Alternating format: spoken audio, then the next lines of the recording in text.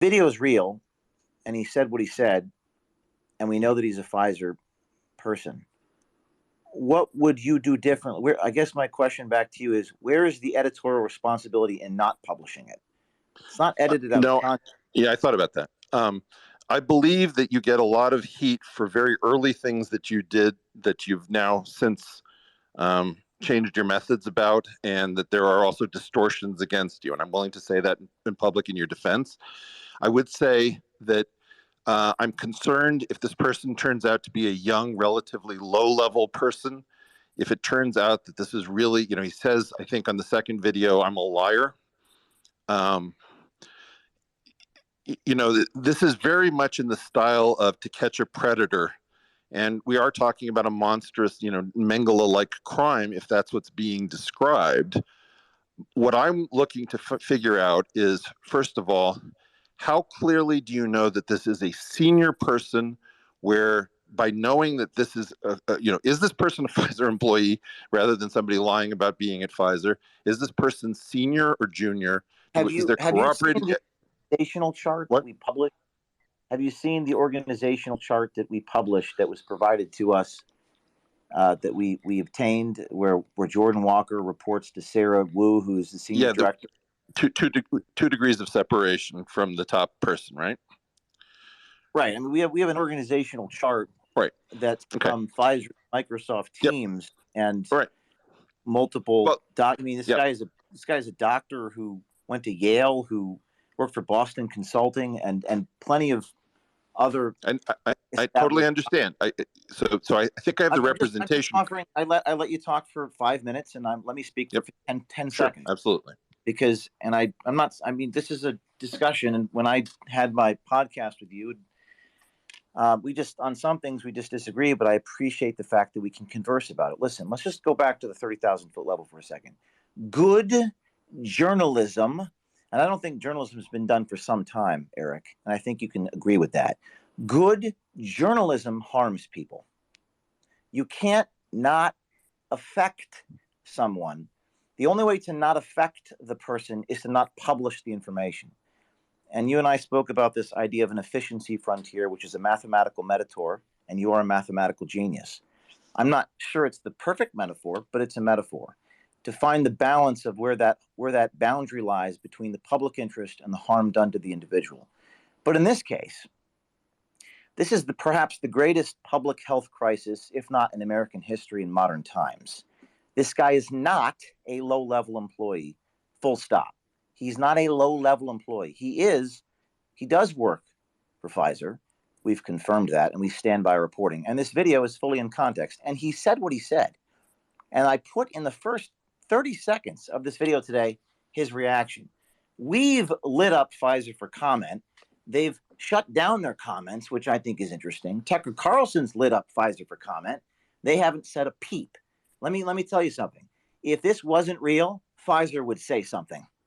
I've seen in the past stories I did not do, like one on Facebook, for example. They told us it was a fugazi. They haven't said anything. But it's my responsibility as a reporter to put out information that is true. And much more than what the Washington Post and New York Times does, although I understand those are very low standards, is I put out video of the person making the claim where you can see their lips moving. So when the claimant is making the claim, there's accountability for the claim that he's making. I'm not disputing that at all. And I think the reaction of jumping in front of a moving vehicle and calling the police, it reminds me of when a New York Times reporter made a claim years ago, Nick Dudich. It's my responsibility to publish that information. So in response to your questions about you hope that I've done the due diligence, I can tell you, and I'd bet my life on it, that this person is who he says he is. These videos are not taken out of context. And he said what it is that he said. And doctors have confirmed much of this information. So that's my response to you, and I'd love to hear your thoughts. Sure. Eric, I really appreciate it. That's very much in keeping with our relationship. What I would say Eric, is, can I add something as well here real quick, because we did make hold on, Kim. Let me hear. In fairness to Eric, let me hear Eric's response to that, and then Kim, you can go ahead. Sure. What I'm going to say is, I feel that you're subjected to a lot of unfair criticism and a lot of very fair criticism. The unfair criticism is that you'll have an extended cut, you'll have an extended piece of footage, and somebody will say it's selectively edited, and I can't figure out what they're claiming. I do not believe that there was some sort of magical editing where you put bizarre words coming out of this person's mouth. So that's not my claim at all. I furthermore talked, I think last night, to people on your team, and I suggested that you could show the entire completely unedited clip to trusted parties, and they would review it, and they'd be able to say that. And I think that gets us out of some stuff we really don't need to be discussing. Because wait. Let me Interject on that. Sure. Point. Go ahead. Listen, the editing thing. Let me be clear. If I did a story last week in Georgia where I said to this guy, "You say I'm taking out of context." By the way, this guy did not claim that. By the way, this guy did not claim that he was taken out of context. I want you to understand that if I put the entire video out, you know what our adversaries are going to say? They're going to say, what about how do we not know that you went back? James, I'm not that person. You know that. No, I wouldn't have had you on my show if I thought you were that person, right? The reason no self-respecting journalist in American history puts out their raw, if for no other reason it compromises their sources and methods. We have to blur faces. Exactly, James. I got this, right? And what I'm saying to you is, we've been through, and I think I represented you accurately, that the Food Lion and Mirage incidents ended a style of journalism, that you are effectively going back to an earlier style of journalism. I agree that many people in the journalistic profession believe in the days in which we just openly, to get at the truth, we had to hurt people.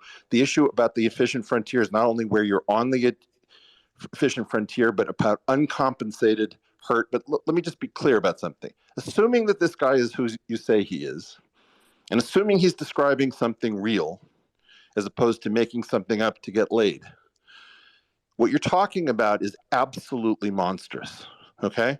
And you're correct about that. And it's a disgusting thing that he did on this date to do this. And he said, "I am a liar." Clearly, you may have a suicide on we may have a suicide on our hands because of this. I don't know what's going to happen. But I will say this. The stakes are incredibly high.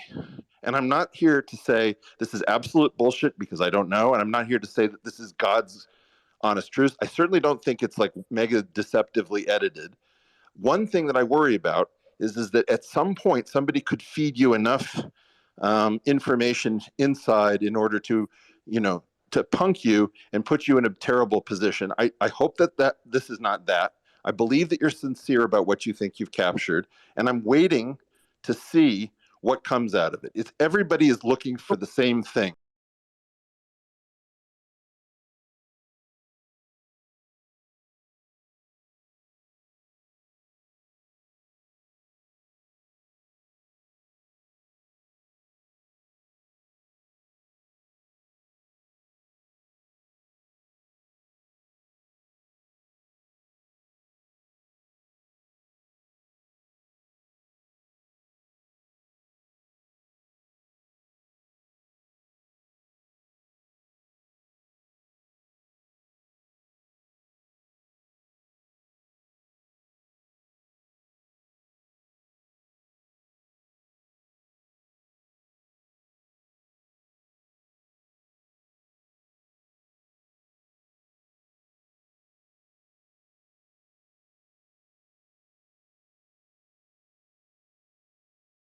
Future Pulitzer Prize winner for the pedophiles in the Catholic Church, and the judge says, where is the responsibility in publishing this? And he responds, where is the responsibility in not publishing this? This is the great James.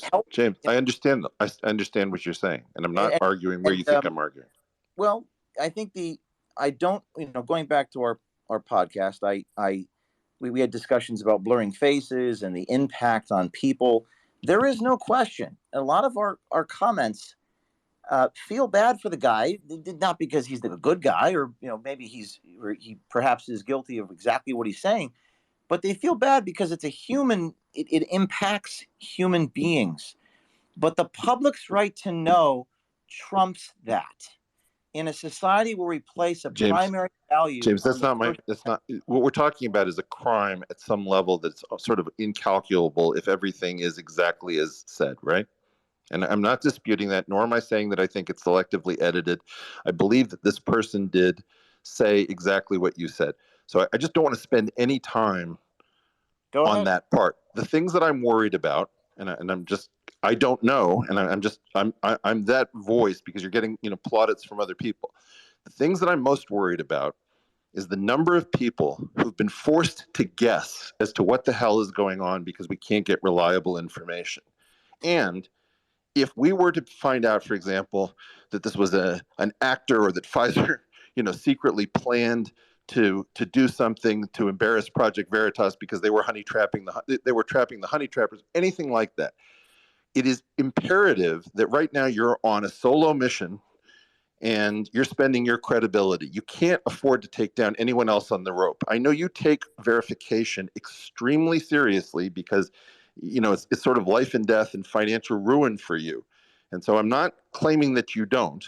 What I am saying is that I'm putting a probability cloud around this thing. If it turns out that it's exactly true and that this marks the spot and we dig here and we find out, oh my God, this is that kind of conspiracy, you will have broken one of the most astounding stories of all time. Am I right? This is the biggest thing you guys have ever done in your own estimation. Reminds me of you and I talked about the Amy Robach Good Morning America. Remember that? That was the one you 100%, James.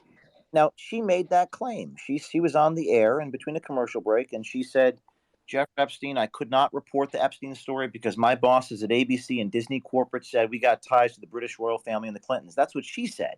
100%. And I remember you saying that was a great scoop. It's the distributed. It was a great scoop. Complex. But But the thing is that the similarities. This is the guy's on video. He said what he said. It's real. Right. Yeah, but what I'm trying to say is Amy Robach is not somebody I was thinking about before that, and catching her on a hot mic turned her into a hero before she recanted, in my eyes, right? She recanted that, as you pointed out, they put a gun metaphor. No kidding. It was like she did a hostage video, it seemed like, right? It appears as though she was given a large check of settlement of types, and something. She recanted in a North Korea style recanting. I regret the words I used, and I did not mean to say. I praise you guys for the Amy Robach thing all the time. You know that. Yeah. So what is your? Let me, guys. I have to go in 5 minutes. Can I quickly chime in here? Not yet. Not until I understand. I'm have gone one thing for now. to say to Mr. You can either hear what I have to say now, or I have to leave because I'm in a no coverage area. I apologize, but I really want Eric to finish his point here. So I apologize. Yes, respectfully, Mr. Weinstein, I hear you continue to say that you trust the verification process that we go through, but I challenge you. Is that actually how you feel? I want you to investigate your confirmation bias, because based upon the things you're saying, I don't think you do trust our verification process. No. I'll be very clear. I'm worried about you guys getting punked is probably my top priority. My second priority. Wait. Let me just finish. My second priority is, I smoked for a weekend in Turkey, and I met people, and I made up a story that I was like a race car driver or a lead guitarist. Sometimes when the stakes are low, we're on a date and we try to, we try something almost at the level of theater. The theater that this person was engaged in is so incredibly monstrous that it's itself disgusting and upsetting. The most important thing to me is not a question of whether or not I believe this or I don't believe your verification process. I'm trying to warn you about one thing, and I don't think it's going to land for everybody, but some people will be able to hear it. A lot of us have been on this trying to be careful, where we are blinded. We don't get any information. We find out later that Peter Daszak is the fox minding the hen house at the Lancet from Jeff Sachs. It's been a painful 2 to 3 years where what we've done is we've tried to figure out how to navigate with Anthony Fauci and Francis Collins and Peter Daszak blinding us to the truth, okay? What I'm saying is I am extremely careful, as I was last night when I shared your video. And I shared it because it might really break everything open, and I put the caveats in because I want to protect everyone who is not privy to what Project Veritas is, that if this goes south, I do not want to listen to a bunch of people who believe the vaccines are absolutely safe and that COVID is demonstrated by recent work to unambiguously come from a wet market, which has not, in fact, been proven. It's just imperative that we who are outside of your system be allowed to sit and wait and figure it out. And I'm not making the charge that somehow you hired an actor. I'm not saying you deceptively edited this. I think that happened, what you say happened, but I can't yet say what it means. You guys have put an X on the map, and I think it is now imperative that the rest of society dig in the X where Project Veritas has claimed that is where the gold is. And you've shown us something that indicates that it's absolutely worth digging. That's really what I'm here to say. It's not a question of whether I believe you or my gut. The most important thing to me is to protect all of the people. You know, I saw my brother in the room. My brother and I have disagreed on the modalities of how to handle this. But fundamentally, we're truth seeking. We're trying to figure out what the hell happened and why are we being blinded from the truth? If this unearths the truth, there's no question in my mind that this was a warranted destruction of a human being, okay? However, if it turns out he was just lying on a date, it's a terrible date and it's a terrible lie. But I just want to let you know that, you know, you can't fault the rest of us from putting a probability cloud. And I just want to say thanks for, this is my usual conversation with you, James. And I will say this, you're always open to it and you're always civil and cordial. You don't raise your voice with me. I try not to raise my voice with you too. And we'll go from here. Thank you, Eric. Let me respond, and if you want to stay on or respond to that, we can go. I think in what I've learned about journalism in my life is that this is a primary source interview. You are actually seeing the source. I know you know that. I'm not debating that. I'm just establishing some premises here. This is a primary source interview, firsthand. It's firsthand information. You can see the guy. He's in front of the camera. I'm not asking you to, that's what I said last night. I'm not asking you to trust me by virtue of the fact that I say that I'm trusted. That's what CNN does. We all disagree with that. I know you do too. But I'm just establishing that up front. When dealing with a source in journalism, we don't know who the source is. We don't know if the source is telling the truth. When that 2-star general tells the Washington Post X, Y, and Z, we don't know the motivation of the source. We don't know if the source is lying to the journalist. And usually it's the source manipulating the journalist, particularly those at the New York Times, who basically work hand in glove with the FBI. But in this case, and here's why I don't think this is going to, quote, go south.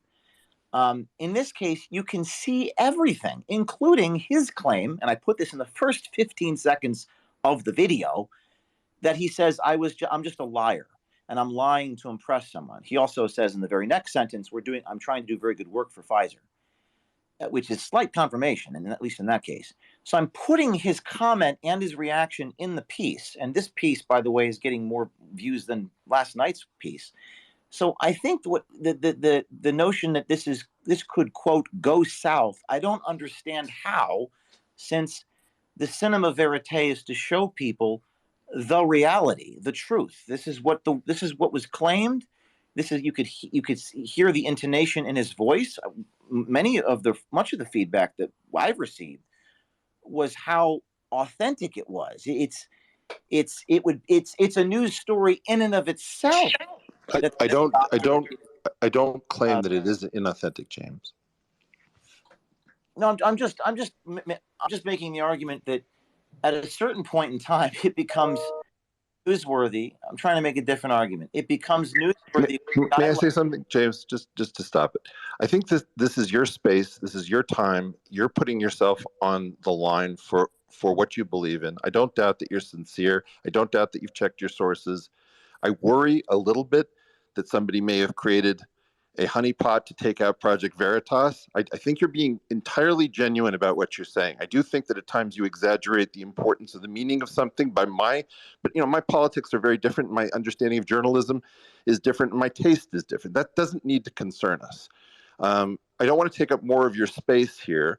I want to say that if this is true, and as is what you say, a very senior person revealing how Pfizer is actually thinking, this is an astonishing get. Astonishing. Okay.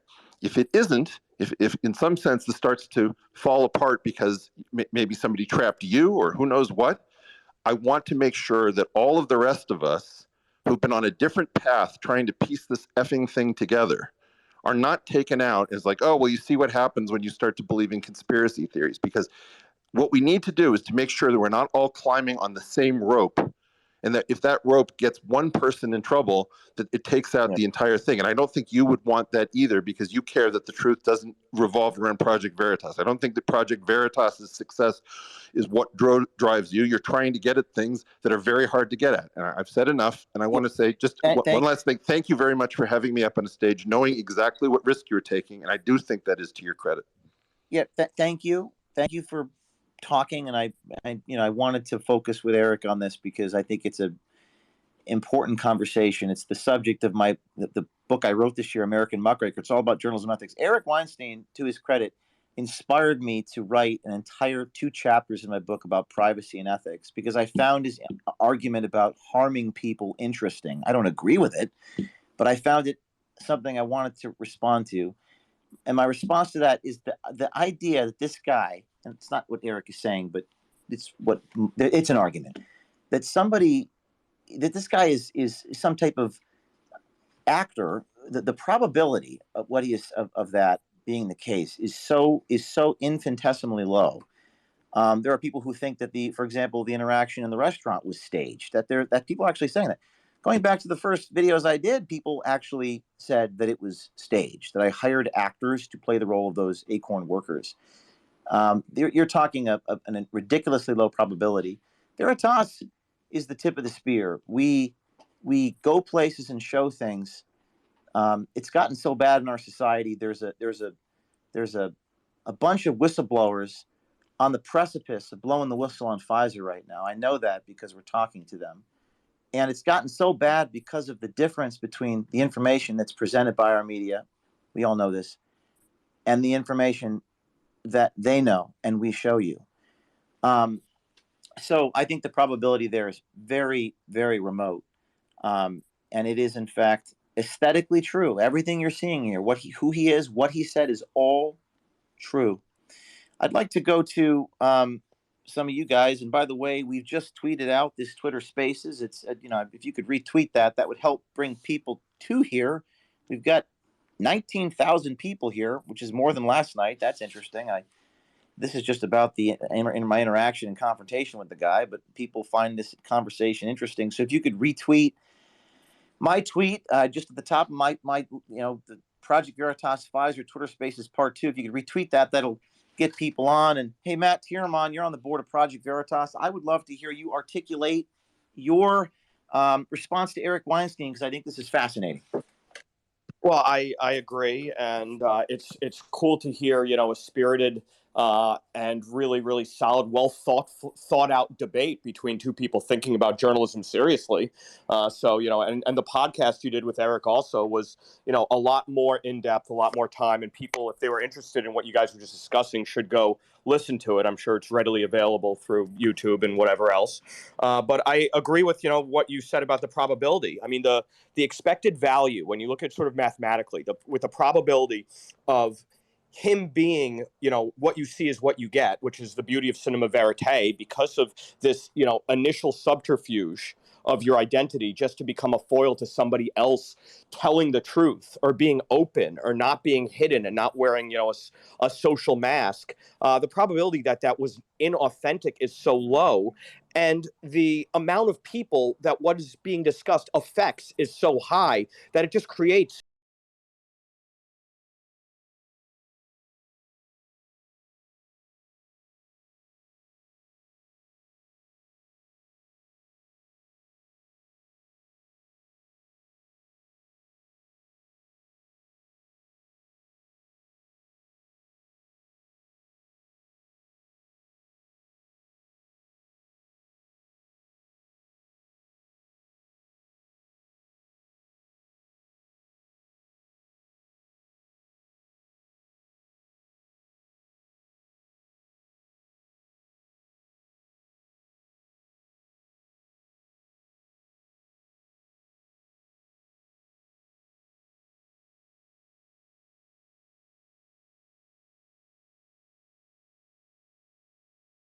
it also strikes me, I can't remember the quote in front of me, but one of the things that we at Project Veritas find is that most news organizations don't want to be the first mover of information. So you have this like vacuum where no one can actually get any information. No one wants to be first. And Eric, this is a fact. This is an extra. This what we're witnessing right now is an extraordinary series of events. Like this video is the most watched video in Project Veritas history. That's saying something. I mean, we're talking like tens of millions of views now on Twitter alone, and yet there hasn't been really a single, other than a Newsweek quote fact check. Newsweek did a fact check. Get to that in a second. There hasn't really been any reporting on this. Are the Wall Street Journal, Washington, are they calling Pfizer for comment? So you have this in beat reporting. There exists this thing where there's a structured. This is out of the Chomsky book, Manufacturing Consent, a structured independence in which each side knows its role. Pfizer and CNN knows their role. They're brought to you by Pfizer, brought to you by Pfizer, brought to you by Pfizer. And that's ironic, but given that reciprocity of interest, there's a relationship that exists between the officials, between the media and the sources, and that relationship has corrupted journalism, tends to corrupt it, and Veritas is now blowing it open. So, Matt, I think it's a lot of these news organizations don't want to be the first mover. Well, no one wants to go first. There's risk, and you could lose money and you could lose business. And if that's what they exist for, then they've already lost in the game of journalism and the pursuit of journalism, because the profit motive has clouded any journalistic ethics. And I mean, look at the mainstream media today. Nothing. Massive story. In fact, concerted effort to throttle. How quick did links go up? I came in 10 minutes late to this. I don't know if you talked about it. Tucker did a little bit, but major outlets where a huge portion of the country gets their news, and the entire Western English speaking world, Google, MSN, Daily Mail, the most read site on the internet for news by just daily and monthly clicks, gone within minutes. A absolutely aggressive, coordinated response to making sure the information doesn't get out there.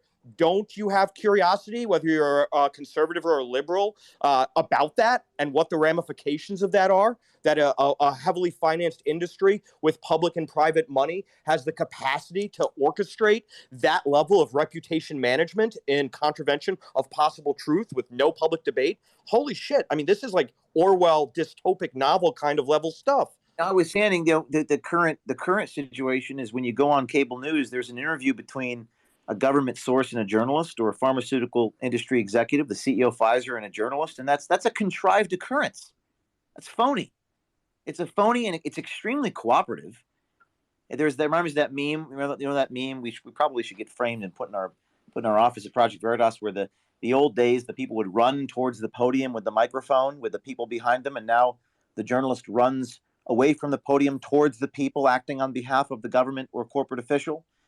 That this interview between the Pfizer CEO and corporate legacy media is a contrived occurrence and phony and extremely cooperative. And the interview of this nature between a journalist and a source is a prime example of what Dan Borston wrote about in the book The Image, a pseudo event. It's a pseudo event. It's phony. And in present day, it's the joint product of an agreement. This is not an agreement, folks.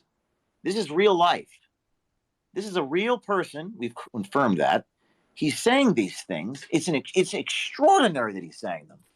I would even argue that if Weinstein, and I'm not a mathematician, but let's put the odds at 0.00001%, that this guy, it's some type of elaborate scheme to punk us, that there's some type of conspiracy. That would be one of the most extraordinary stories of all time. I don't see this going south for that reason. But it ain't phony. It's real life. And that this is what we have to do. Sarah Gonzalez of The Blaze, you're on, and I'd like your reaction to this and the interaction with the Pfizer executive release tonight. Yeah, James, thank you so much for all of the work that you're doing. We really appreciate it. I really just wanted to know, I'll keep it brief. I wanted to know, has Project Veritas been in touch with any lawmakers to determine whether or not this is enough to warrant a congressional investigation? Because, Project Veritas can only do so much. We need the other side, we need the accountability mechanism to come in and and do something about it. And I noticed that Matt Gaetz is in here.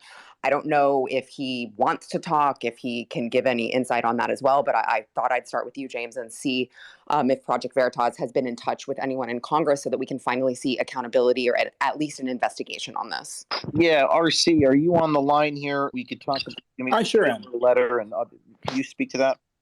Yeah, so we have been in contact with members of Congress. I went to Capitol Hill with James. We did brief members of Congress on this exact story.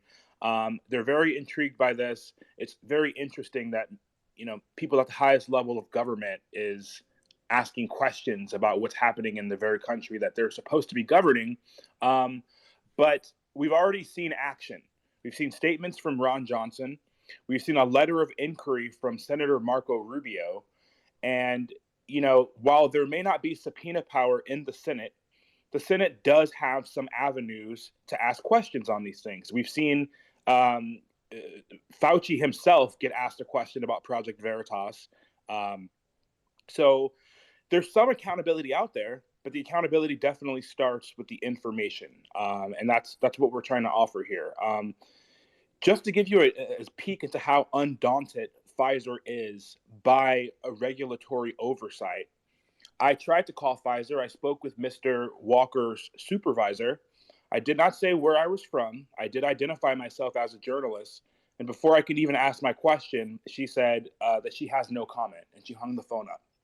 So that gives credibility to James's statement about these interactions that you see between Pfizer and some journalists from legacy media being completely concocted. The fact that she just completely hung up the phone without any regard to what I was inquiring about shows you that, if this wasn't set up, if this wasn't an interaction between a member of the press that was previously set up, she was not going to offer the transparency that I'm seeking. Congress can seek that transparency. It's just a question of whether or not the partisan nature of what's going on there is going to allow the kind of subpoenas and inquiries that you would see in a serious country. Yeah, and we've met with a few senators, and they don't. I don't think the Senate has subpoena power. I guess the House does. But I think Congress needs. We need to find a Democrat to say this is outrageous. Why this is a partisan issue, and we'll see if that can happen. Well, just keep in mind, we know that we've had, this is something that we heard from a member of the Senate, that we've had countless inquiries, hearings, subpoenas on, whether or not plastic baby bottles can cause cancer. But there's not been a single hearing on the origins of COVID. There's not been a single hearing on some of these questions about vaccine efficacy. So it's definitely going to take knowledge. Knowledge is always the internal link to activism.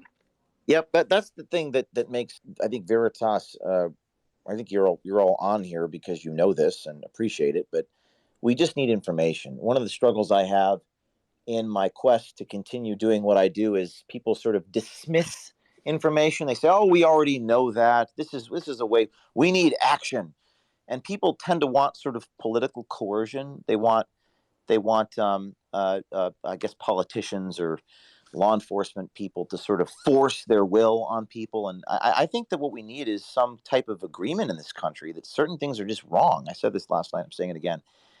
I believe I have a vision, and I think we're getting there day by day. That can we all agree that it's wrong what this guy said, and can we all agree what it's wrong what this guy did, and what he's saying about lying to the people and lying to Americans that that it's bad for America. Well, this is what he said. He says it's bad for America what we're doing at Pfizer, and this guy's a medical professional. He's not a low level guy. So can we all can we all agree? And if we can't agree, why not? Is it our tribal allegiances to a pharmaceutical company? I don't even know how that happened. I know the left in the '60s would have been marching in the street with me.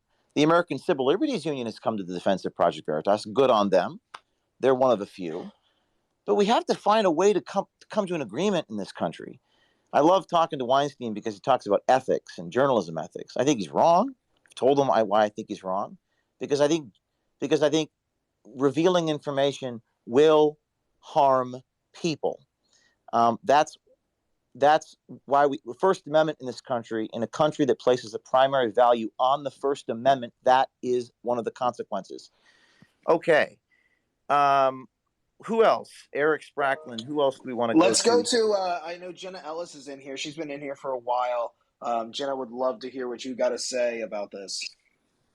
Well, thanks. Thanks, Eric, and thanks, James. James, I just have to say, I think you're a hero for doing this and for coming to the fore and asking the questions of people who we really need to hear from. And clearly, there's not a lot of interest in the regular mainstream media to ask these questions. And I just have to say, I agree with you. And I think that Eric well articulated his position. I came in kind of in the middle of that. But just from a regular investigatory and legal standpoint, I think that taking who this guy is on face, what he had to say, it's on him what he revealed and what he held out as true. And of course, now he's trying to walk it back after it was released to the public. But just like in any sort of a legal case where you have investigators that go and seek comments from witnesses, whether they're on or off the record, and whether or not they know that they're talking to an investigator. This happens in a legal context all the time. And there are ethics around certainly legal parameters for not suborning perjury and not knowingly, intentionally, or recklessly putting someone up that you know or have reason to believe is saying a false statement. But that's clearly not the case here. And so for this guy, for however, and I'm not asking you to obviously reveal your methods, but he's not just some random guy that happened to be in a bar that's talking about this. I mean, clearly he was targeted for his comments and was put there with an investigative undercover journalist for that reason. So he's a kind of a known asset, and you're asking him these types of questions that he might not otherwise reveal. But that's actually on him. I mean, if he's sitting there in the video saying, well, and please, don't ever repeat this, haha, and they give the fist bump. Well, that's on him. He's choosing to reveal that, and anyone else in the bar could have overheard that, could have started recording, and could have put the video out there as well. And so, just from an ethical standpoint, I think that the question about whether or not this is going to kind of punk Project Veritas is not the appropriate, in my view, line of questioning. I think that here we need to be questioning, why is the mainstream media willing to take on face, as Matt said, literally anybody who comes forward and has any allegation whatsoever against any Republican or any person that's their political opposition? And the mainstream media is totally willing to say, oh, sure, we will give you primetime news coverage, or we won't reveal your name. I mean, look at what's going on right now with Matt Schlapp. And this guy that is anonymous, even though he's filed a lawsuit, there's no journalists that are interested in revealing his name. Why? Just because they're targeting a Republican. And so we need to be asking the questions, why isn't the mainstream media interested in this story? Why aren't they asking these questions? And so I think from an ethical standpoint, I'm fully behind you, James. And from a legal standpoint, I think you're solid from what I know and from what's been revealed to the public. But I think that we need to be asking the questions here instead of questioning Project Veritas. We need to be championing more journalism like this that is willing to ask the questions that clearly the mainstream media isn't interested in, because they just have the view of protecting their political favors and the companies that they prefer for whatever reason. And so we need to be consistently asking these questions. And it's on this guy to either show that this is false or have some other justification for why he said those things. I don't buy it personally. His walk back, no dude would ever say that. And he clearly looked like he was guilty. But I think we need to be asking those questions of the mainstream media and pushing this out as far as possible so we get to the truth. Thank you, Jenna. I got 3 quick reactions. I mean, first of all, it's Matt Rosenberg, national security reporter at the New York Times, told me that he reports stuff people say in bars all the time. This guy's in a public place. He's speaking to almost a complete stranger, but in multiple encounters, he says a very specific thing about what his company is doing, and he confirmed that he was doing it. So this is real information. We're not asking you to trust us by virtue of the decree that we're trusted. We showed the guy's face. We confirmed his identity. And I want to say something. R.C. Maxwell pointed this out to me, our press secretary of Project Veritas. This is the easiest thing for Pfizer to deny. But you know what they didn't do? They didn't deny it. You know what they did? They shut down their comments. And you know what else? Well, they blocked me a think, long time ago, which is hilarious, actually. I mean, we have and that's kind of a reaction too, you know, for them to shut down their comments. Also, Pfizer has, you know, they're probably, they may be in a world of pain right now, dealing with the fallout of this internally. But they know that it's real, and they know this man works for them. So let's go to Congressman Matt Gaetz. Are you on? What's up, What's your James? reaction? Oh man, thanks for having me. My first reaction is God bless Project Veritas and the brave journalists and whistleblowers who associate with this tremendous organization. And there's something I always have to remind myself of when I see these really, really explosive exposés and pieces of journalism. There's nobody else that does what Project Veritas does. And if, God forbid, we ever lost Project Veritas, there's not like another infrastructure and distribution system that can get information out to people in this very real way. And there's a certain frailty to that because we are so reliant on Project Veritas, I think, as a healthy democracy, but it in no way diminishes how grateful I am, truly, truly grateful that we get this. So, James, I wanted to react to your observation that a lot of the interactions between the media and folks in government are folks in government are contrivances. I would suggest to you that there's a far more sinister contrivance, and it's the contrivance that exists between big pharma and our elected lawmakers. And the reason that's a contrivance is money. I mean, big pharma puts so much money into the political process. They have so many lobbyists. They have so many different PACs. They have so many different super PACs that they fund.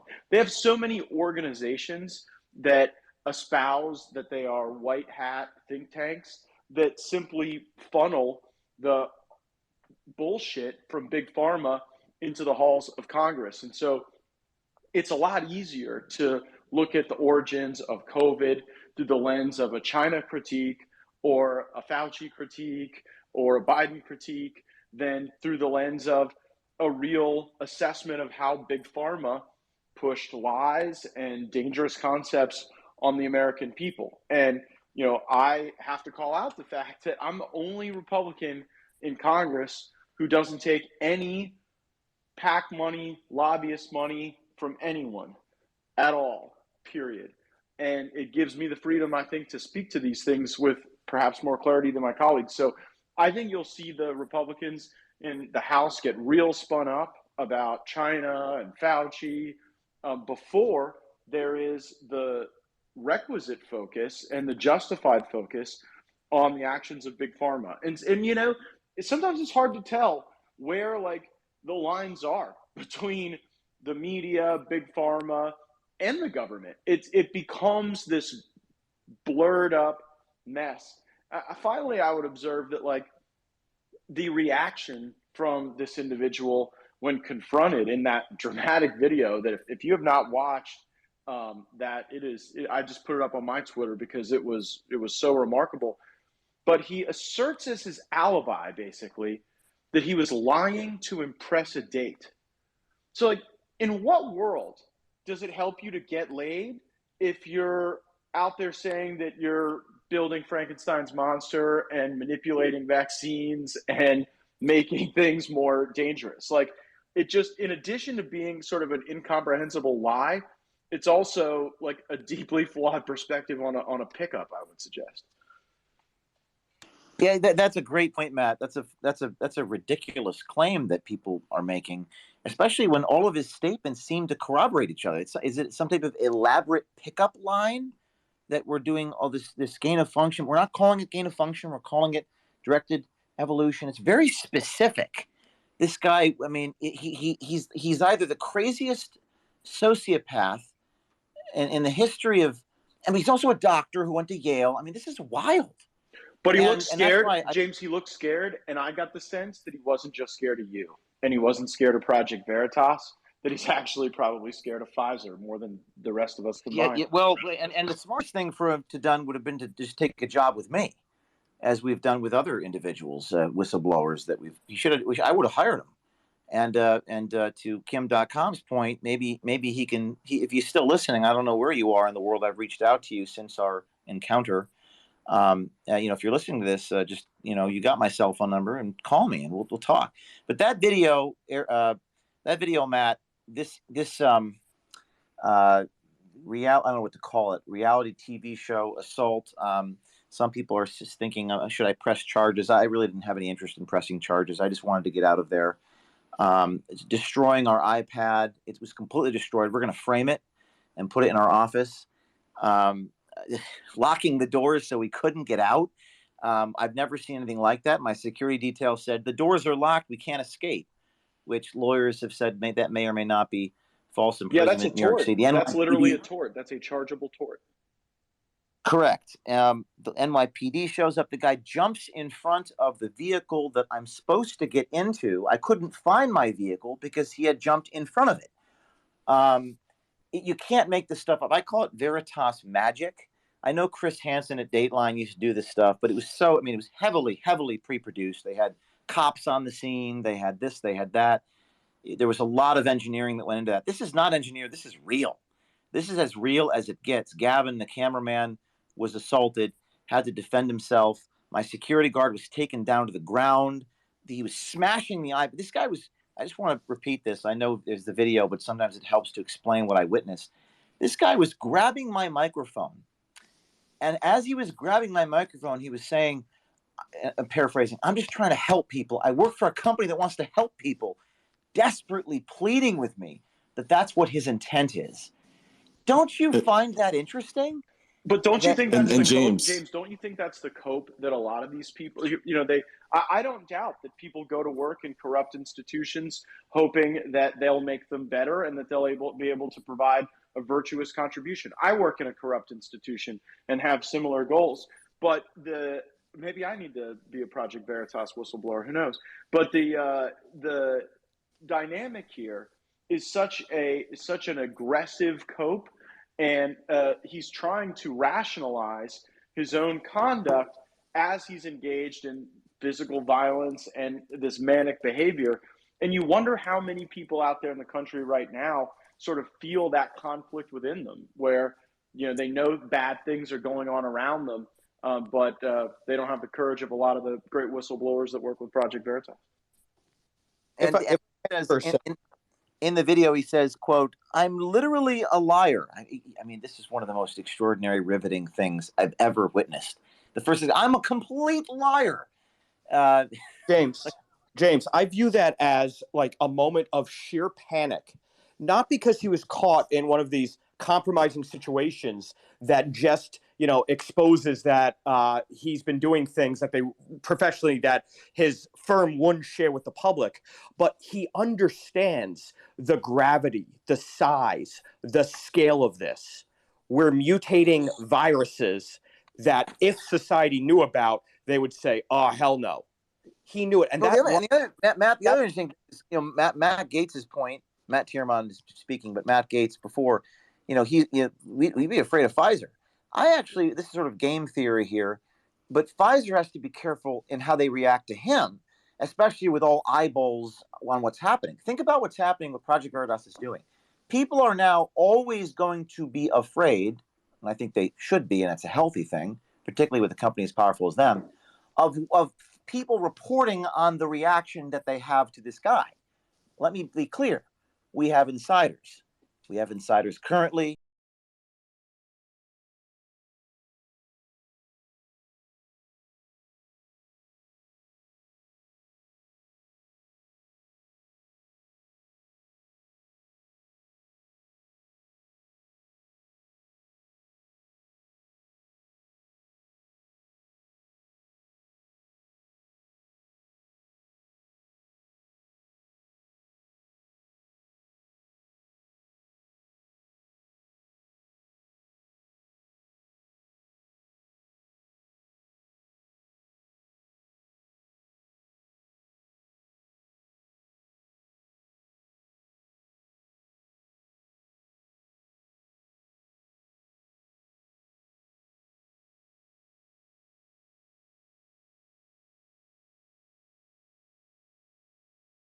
times to James, really. James, can I just jump in? This is Dr. Tabron, and I just want to say something urgently while Congressman Gates is still listening in. There's another really sinister part to this that is really important that people hear. So this word directed evolution got thrown around. The other name for directed evolution is eugenics. And so what this highlights, and it's crucial that people understand, this bioweapon has a genetic component to it, something that has been left out completely in the science, is that COVID in itself, I mean, SARS-CoV-2, the transmissibility, the actual disease, had never, ever had sort of a profile that was going to affect all people. And so this is the world's first targeted bioweapon that is genetically based. And so it is incredibly concerning when somebody at this level throws out the term directed evolution, which means eugenics, as it relates to this attack that's taking place on the world. And I think that in itself needs a huge, it needs to be a massive wake-up call to those that like the congressman that can ask the big questions. DOD needs to be asked directly what is their involvement in this bioweapon, and what is the genetic component, and we need to start seeing the numbers. The vaccine adverse reactions and death on themselves are genetically loaded, and so we are literally watching the Fourth Reich in works. And it felt urgent for me to actually highlight that out of all of the video, that's the most important part for me, that directed evolution as a term sounds watered down, but you're literally talking about another Holocaust. The fact he knew that there was a terminology for it throws and obviously given the credibility as more and more people publicly debate and look into what this means, what it means vis-a-vis mutating viruses and public health, the scale of it, how it can affect all of humanity, that the idea that Eric Weinstein suggested that maybe we're getting quote unquote punked, the probability is so low. This guy's talents would not be doing that, acting to try and undermine some journalists on, the anti-establishment or not within the elite institutional space. It just seems utterly ridiculous. I think the consensus of people who have seen the video, and look at what Tucker did, 21 minutes or so in the opening segment, and then coming back to it with another facet on the censorship of the media and the big tech, and Ken Buck talking about possibly reform and regulation. People who've seen it know that there's something that needs to be debated and an onion that needs to be peeled. Like, we need to go up and find out, what did his boss know? What did his boss's boss know? I mean, this is a big deal. This is bigger than thalidomide, which 40 years ago dominated the airwaves until it bankrupted pharmaceutical companies.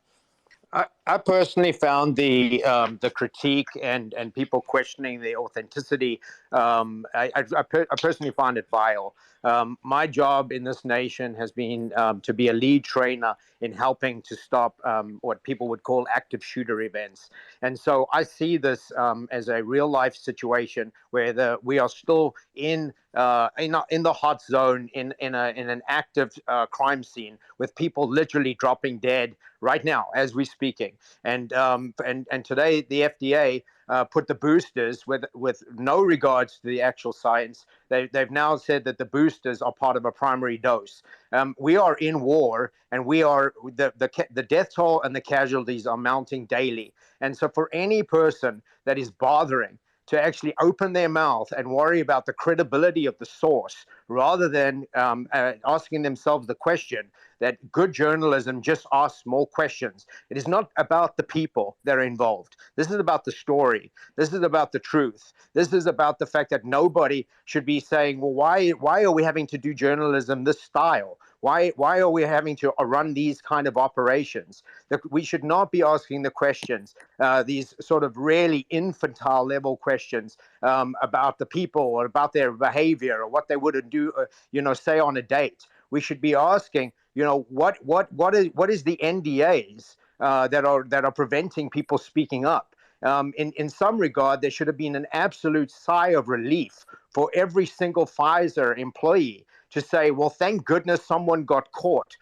we are going to be able to get out of this mess. We're going to be able to speak up because these people are locked down under NDAs. They would not even be able to ask questions if this was regular journalism. The only way to get this in the open is through legal depositions and these counter operations. And so, for any person out there that is wasting their keyboard warrior time on the credibility or the source or with this setup or a prank, who cares? The bottom line is that there are people in this in the intelligence community that have had the same question.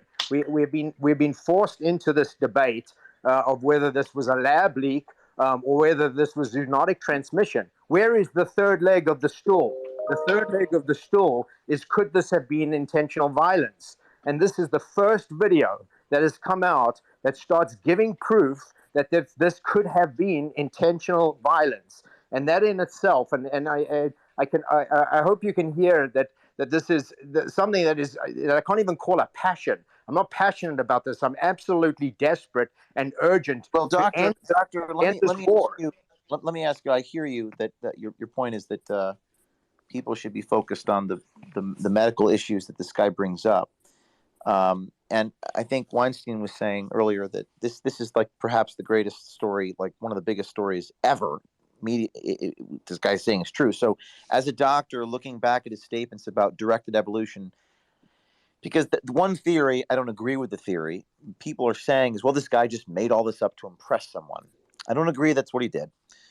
But assume for a minute, I mean, just look at his words about directed evolution and gain of function, what he says in the video. Evaluate that for us, for those who were not there last night, as a doctor. Talk about why he's not just making that up. Well, I think that only he can talk about his level of ability to lie, and we have a very in terms of analyzing human behavior, and there is not enough of a baseline behavior for me to see. The only thing I'm seeing is the behavior of human defense. As other people have mentioned, clearly he feels like he's under threat. But who is the real threat? Why did he not? Why is there such a dramatic reaction in terms of taking people hostage? Trying to stop people from leaving a place, trying to bring in help. When he, what was there to gain to suddenly be this dramatic victim? Rather than just like you said, I think you make a away. point that NDAs violating you can, none of these people can say anything about this, and what I read from that situation is the sheer panic is unlike anything we've seen on Dateline NBC. He knows that he said too much. I think the most important thing for me is that what he was saying echoes what a lot of us know to be true in the science. So I'm not really worried about his credibility or his position. What it speaks to is I don't really care where the source is coming from. He's echoing what most of us already know. We already know that these experiments are creating variants. Some of the lead researchers on this use the term variants in creating the vaccine. People like Jason McClellan, who built the spike protein, he talks about building the variants, and then they come out and they use the same term as it relates to quote unquote their virus. And so I think it highlights the fact that most of us know that if you just look at a correlation and you look at the naming of all of these variants, to an untrained eye, it should be easy to look at the world map and you say, well, here's the places where they're doing vaccine development, and here's the places that have had their new quote unquote variants arrive. And it doesn't take a genius to see that you could just throw 4 or 5 darts, and you would just hit the map at the places where they're doing the work in building the vaccines. The vaccine drive the disease. And so what he's saying, he's just using different terminology, and whether he's quoting people that he's heard it from on his level, or whether he's trying to sound smart because he knows this information, thank goodness somebody is saying it, and you guys caught him saying it in a way that finally it's being discussed. And he's also, doctor, he's also said this was moments before we I walked into the restaurant. Seconds before I walked in, the journalist was still recording him, and showed me the footage of him saying that there are people that he's talking about Project Veritas. Two are Project Veritas journalists, but they oftentimes don't know that they're talking to a Project Veritas journalist. He says there are these people who record people. It's happened to us at Pfizer before. This is Jordan talking. So he says it freaks me out when people start asking a bunch of questions about my workplace. And our journalist apologizes and he says, "Can we get off this topic now?" Because our journalist started to escalate a little bit and be kind of act more like a journalist and say, "What are you doing?" And Jordan says, "You better not be recording me," or something like that. So there's kind of a self-awareness there too, which I felt was really telling. Let's I just see. want to make one last point and Go ahead. highlight something that's a huge value in this story. At the end of the day, the people that are doing this to the planet are winning because they depersonalize it. They've depersonalized the planet. It's part of what quarantining does. It's part of not letting people go to people's funerals. It's part of mass graves. And so what you've actually done, I think indirectly, is that I now know that there's an employee out there called Jordan, and that he's a human being, and that he was, doing this, whether he tactic on a date to sound, to get out information. He's still a human being on a date, and what it does is it humanizes the story, because I think that's the part that has been missing in terms of who are these employees. Who are the employees at DOD that have been involved in this? Who are the generals that are calling the shots on this? What are their names? We use these huge terms, like we talk about Pfizer instead of Albert Bourla. And all of a sudden, Pfizer is the only one, the company that we talk about where this virus and the vaccine technology belongs to Moderna. It's just easy for us to dehumanize this, and that's part of what helps them feel like they're never going to be accountable. If I had to take a huge guess at the level of panic, it's that when you suddenly realize that you're not protected, when you are vulnerable to that level, when you are just vulnerable as just a human being on the planet, that your organization's not going to help you, and that your government's not going to help you, and that the people that have got you into this position, and hear this very importantly, to absolve yourself from any level of responsibility of what comes his way. These are all choices that he made. I think that everyone, it seems to me that the guys, people are focusing on the veracity of the substance of what he's saying, because they all know that if the veracity of the substance is just truly devastating. Brett Weinstein, I believe, is on this. Brett, or can we invite you to say a few words about? I don't know if you heard what your brother said. Yep, I was here. About that. I was here. That argument he's making. What's your response to my response to your brother? Two things. One, I think there's a level at which people are just misunderstanding the substance of Eric's critique, which had two components. One was the danger that what you recorded wasn't what you think it was, that somebody could have, his term was punk you. But, in an environment where there are hundreds of billions of dollars at stake, you could have a very high level hoax. But let's just assume you're right, and that what you recorded is exactly what you think, that this guy thought he was on a date. He said some really uncareful stuff, that he does hold the position at Pfizer that he appears to hold. And then you revealed this to him and he panicked. Let's just say all that is exactly at face value. There's still the tremendous danger here that what he said was, let's just say, the simple case would be a sexually motivated lie. Now, if that happens, you're not guilty of something journalistically. That's not the problem. The problem is that you've got a ragtag dissident movement of people who, against all odds, have managed to survive this far into the pandemic, challenging the conventional narrative up against huge sums of money spent to discredit them. And because there is this awareness of what is clearly extreme criminality inside of Pfizer, there is a desire to hear what it sounds like on the inside, and it's almost irresistible. And so all of those people are endangered because hearing somebody say truly monstrous things from inside the belly of the beast is very attractive, but that doesn't make them true. And I hesitate to say this because, I want to know what's going on inside the belly of the beast as much as anybody. I've seen enough to know that this is not accidental, that there is at least complete indifference to the suffering and death of other people amongst those who are pushing these vaccines on us. So I want to know what's going on, and I want to hear them caught dead to rights. I want us to get to the bottom of this.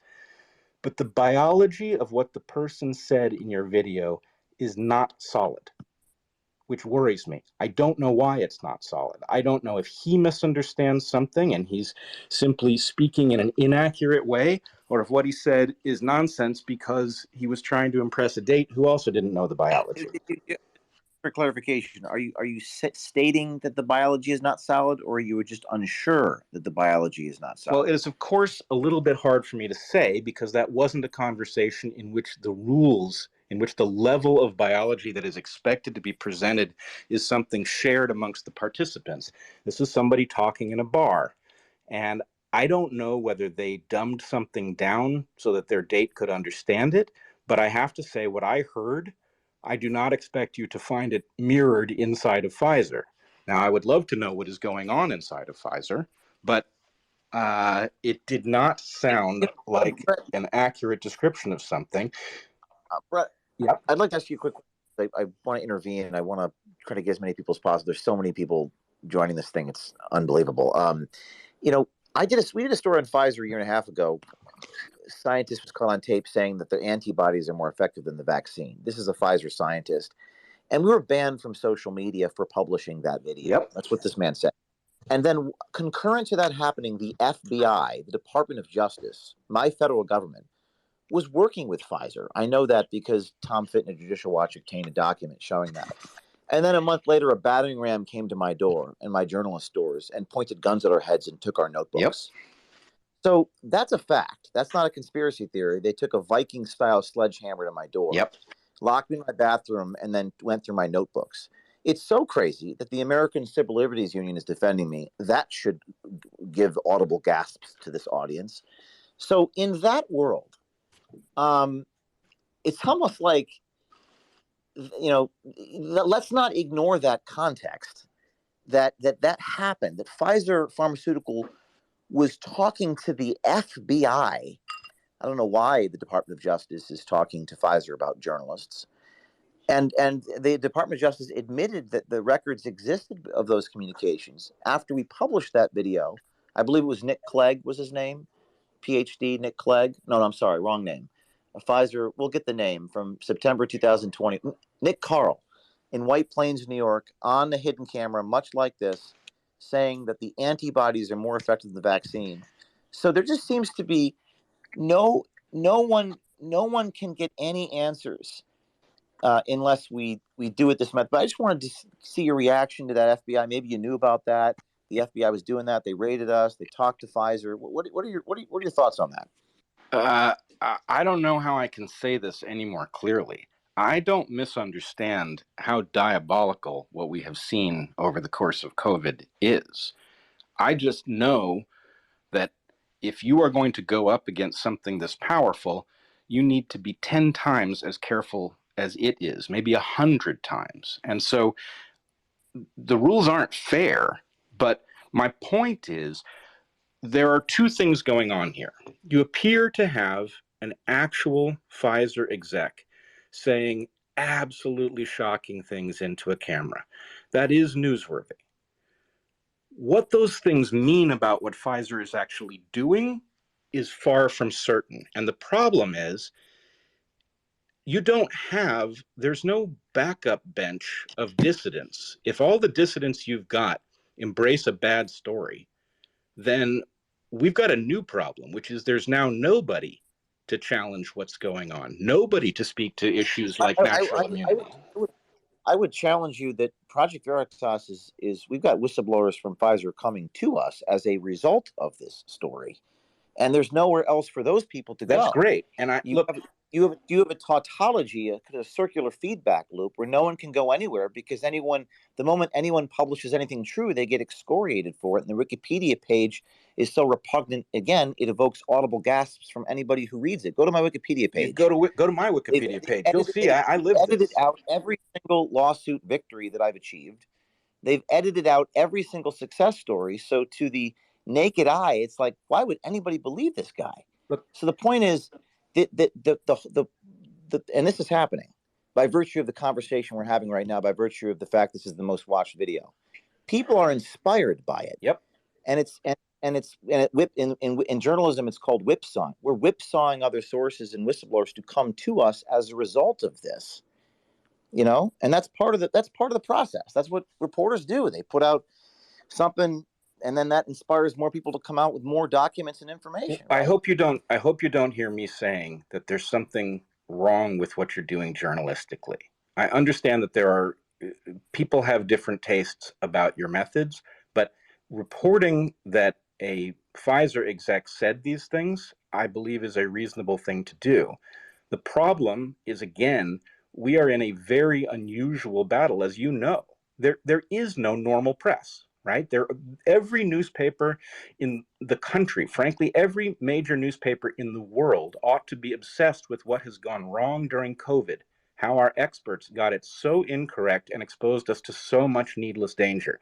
And they're not on the story. So, yeah, you are doing something that is really important. But even that, I would say, if Project Veritas comes apart as a result of the fact that this particular story becomes embarrassing, then those of us who are fighting this battle are, that much farther behind. So I'm just suggesting that there is a level of caution that is necessary when you're dealing with something as complex as this issue. I'm gonna push back firmly on that. Your brother and you, and I respect the fact that we're talking. So please excuse my passion. When you say caution, I don't know what action. This is what happens when I talk about people who want to avoid all risk. What action would you take different than the one that I'm taking? Not publish this? No. That's not what I would do. No. But just saying, and just hear me out. When you're articulating a reason to be concerned, or this might hurt you, or blah blah blah blah blah, I don't understand the point. It's really binary. Do you publish it, or you did not publish the story? And I believe you have to publish a story in a society which places a primary value on the public's right to know.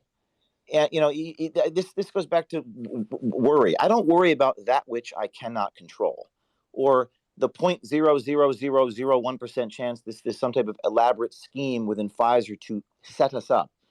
I focus on what I can control, which is the words that came out of this guy's mouth and the fact that this is now inspiring other people to come forward. So I'm just, what do you mean by what?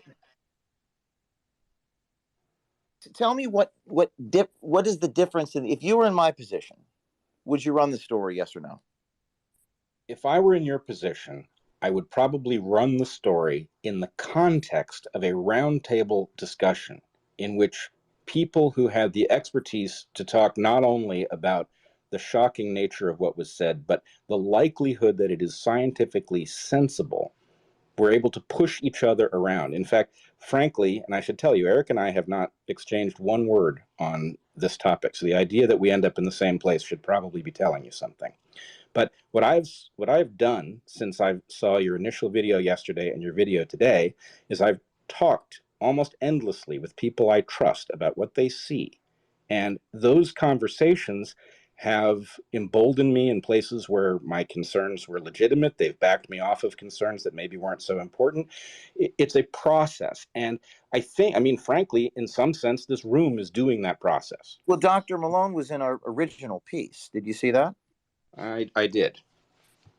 Okay, so we did do a part of what you're saying, and we, in the Twitter Spaces last night, we had a number of doctors on there as well, right? Look, I agree, but I also think what you need is pushback. That the way you end up at an anti-fragile position on something as complex as this topic is by pushing each other around, and it's not happening in part because there are so few people bold enough tread down Listen, this road. I hear you, and I thank you for what you're saying. I don't think I don't know if there are many men who've been attacked, assaulted, defamed, targeted, jailed, and pushed back against the way that I have in my life, and I'm still standing. And I will push back on something else you said, that Project Veritas, I don't know, I'm paraphrasing, I don't remember the words you used, but might go down or go under. Project Veritas will never go under, because we stand by our reporting, and this guy actually said what he said. Thank you for your comments. I have to move on to some other people here. I want to ask you if is Grant Cardone on the phone? Grant Yeah, Cardone? James, I just want to tell you that I love what you've done, and I hear what Brett's saying, but I don't know that there's a better way to do this. And I think that everyone, and I said this last night in a room, we are underestimating the amount of inspiration the American people will have from this, the zeal and the accumulation of this by people sharing it. If it wasn't for this app right now, this would be limited. And I think the timing is just unbelievable, that you have a platform for this to be, that you scored this, that you have a platform to distribute it on. And your courage makes me want to be more courageous. So thank you for doing it however you're doing it. I don't think there's a clean or cool or better or perfect or organized way to do anything like this. Well, You're a Grant, beast. I think it's very profound. What you just said is like an ocean of words in 4 words. There's no other way. That is everything, ladies and gentlemen. There's simply no other way than to record these people. They do not know they're being recorded. It could be an encounter, or it could be in an airport. We've met people at South by Southwest, at bars, posing as different things, posing as investors, posing as clients, etc. But there's no other way to be the proximate cause, to get in front of the subject, to hear the words. This is a company that's working with the intelligence community. And by the way, that's not a conspiracy theory. They pointed guns at me, and they took my notebooks and my sources.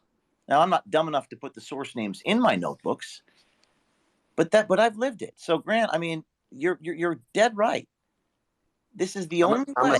a simple guy with a limited vocabulary. I mean, academics can, and I respect that, but academics can debate me on ethics, and I'm happy to have that debate. But at the end Mr. of the day, James, Mr. James, if I may say something, all these people that are attacking you, I just want to share something. No, let me please get one. I have lost a child. I have lost my brother. Okay. What you're doing is truly impeccable, and I couldn't hold myself back with everyone that is attacking you, that's saying you should have gone about it a different way. There is no different way to go about it. My brother didn't have a chance for people like you to do this so he can live. I know many have suffered tremendous loss, but I want to share with you my brother's death. To this day, I still feel trapped in a nightmare and can't wake up. My brother was perfectly healthy, 31-year-old, avid runner, a children's soccer coach, a thriving medical provider. He was forced to take this very killer vaccine, and 7 days later dropped to his death while holding his newborn in the labor and delivery. His first very newborn. That child is without a father. That child will never know his father. I feel gutted to this moment and a sense of surreality about his death.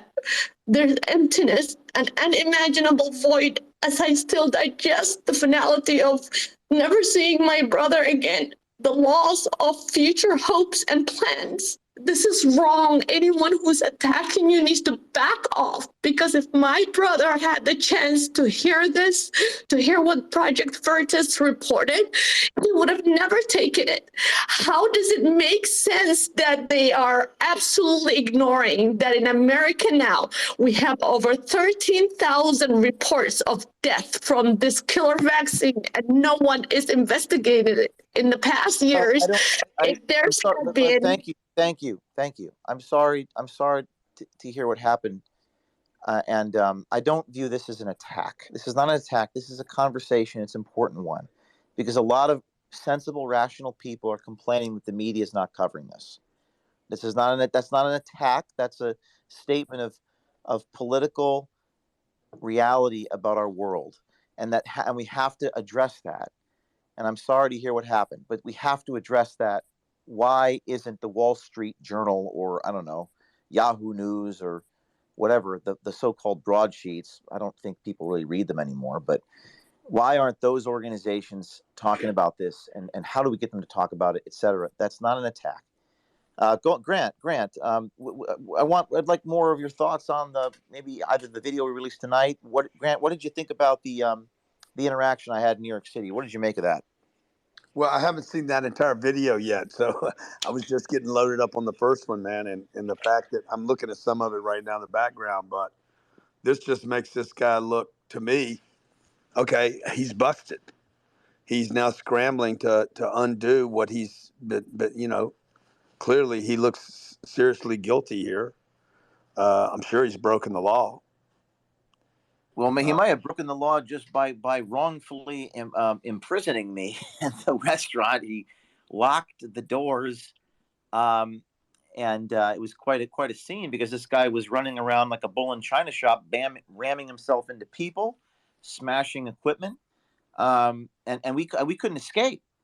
So that was what does a guy like this get paid? Any idea? That's a great question.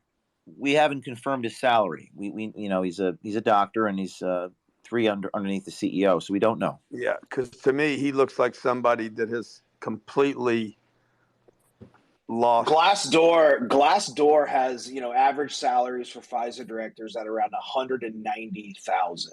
Yeah, he looks more scared. He looks like he's more scared of losing something else other than just his salary, though. Well, that's interesting. Yeah, his whole career is Pfizer, probably down the tubes now. But Pfizer, again, I have to say, Pfizer has to be cautious about the way they react to him because that could be reported, right? He could spill the beans about Pfizer's reaction. Right. So interesting stuff all around. This is So James, how many hours does it take? How much of an investment do you have to make to even grab a story like this? It's months, at least months. It's not as simple as showing up with the camera and doing it, walking into a place. This is a lot. Our reporters spend months trying to build rapport, trying to find these people, and we're a nonprofit organization. If you were not here last night, Kim.com said he would match all of the money that were raised. We're not brought to you by Pfizer. Brought to you by Pfizer. We're not brought to you or not brought to you. So, Grant, we would love to send a message to people here that we're looking for donations to pay our Project Veritas journalist salaries. And I hope I don't mean to put you on the spot, but I hope you could support us in that way. Well, look, I got a big audience, so happy to do something with you to get the help of my audience to support you. Thanks, Grant. That's great. Thank you. And let's go to some other people here. Andy, no, I know that you were jumping on. Andy, are you there? He's not up here as a speaker yet, James. We'll get him up here. I saw Dr. Stella Emanuel joined. She needs really no introduction, so I'll give the floor over to her, and then I know we've got a couple other hands raised as well. Yeah, this was an amazing thing that was done, and I'm talking to the guy that was warning and saying that they shouldn't have done this. At some point in a battle like this, we have to get to the I perish state. It's been very frustrating for people like us that knew from 2020 that what this vaccine was all about and COVID and everything that was done. We knew from 2020 that this was wrong. So, and we were willing to stake our lives, our careers, and everything in a battle. People have to be willing to stake that. And I don't know how many people told me, oh, don't do this, they're going to kill you, they're going to do that. I was like, well, I'm not going to let human beings die. I'm not going to let people die. So we need to get to that. And Big Pharma has been doing this for a while. During the COVID, we had a lot of studies and data that was done by Pfizer and Bill Gates and all of them, just to be able to, each time we came out and said that COVID was treatable, they would bring some data, some fake data, and they are not just paying. The revolving door is not just about politicians. There's also a lot of revolving door around doctors that are doing research, and these doctors are being paid by big pharma, so they are able to bring results that support what the big pharma people are doing. And at this time, I would say a story like this brings hope to the people. Thank God for Twitter that we're able to speak. For years, we were all blocked. So this story is going to wake up a lot of people, regardless of what the fallout is. Many people are just going to wake up that, oh my God, Pfizer is doing something crazy. So I would say, James, this is an amazing job that you did for the fight for humanity, for the fight for where we're standing right now. So we can use this to bring hope to people and tell people and stop people from going around taking boosters and boosters and boosters. We all know, somebody said something about the science. The guy might not have explained the science maybe he was explaining in layman's terms, but we all know that when you produce a subpar non-sterilizing vaccines, it only produces more variants.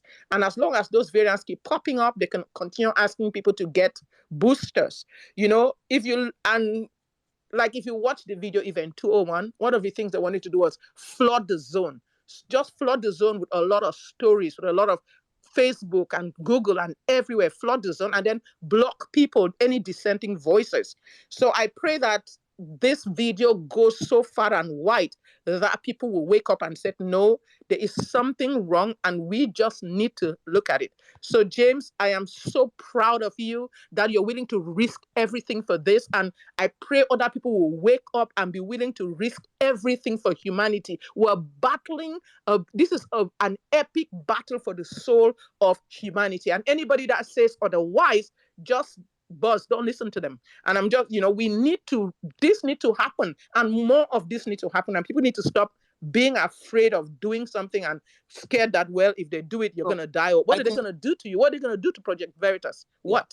You understand what I'm saying? We need to stop listening to those voices and keep pressing forward, because we need this. The world needs this. The world needs this. That's what I'm going to say for now. Thank you. Well, listen, I want to highlight two things you just said that really resonate with me. First of all, fear. You said people need to stop being afraid. And what is fear?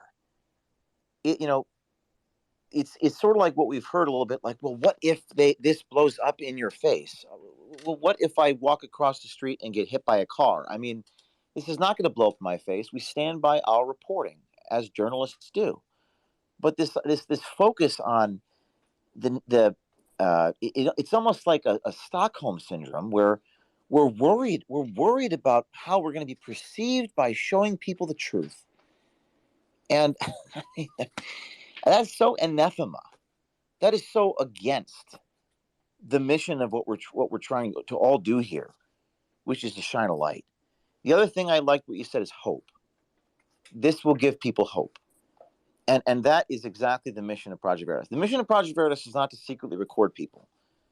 That's sometimes what we must do, because there's no other way. But the real mission of Project Veritas is to give people hope. Our hope line, our tip line, our signal line is on my Twitter page, and people are contacting us. Okay, Andy, no, are you on the line, Andy? Can you? What's your reaction to tonight's video? Hi, I'm here. Thank you so much for inviting me to speak. Well, just I viewed the whole production pack, the video, the accompanying story through a journalist lens, and I have to say it's great. In the I appreciate that there are other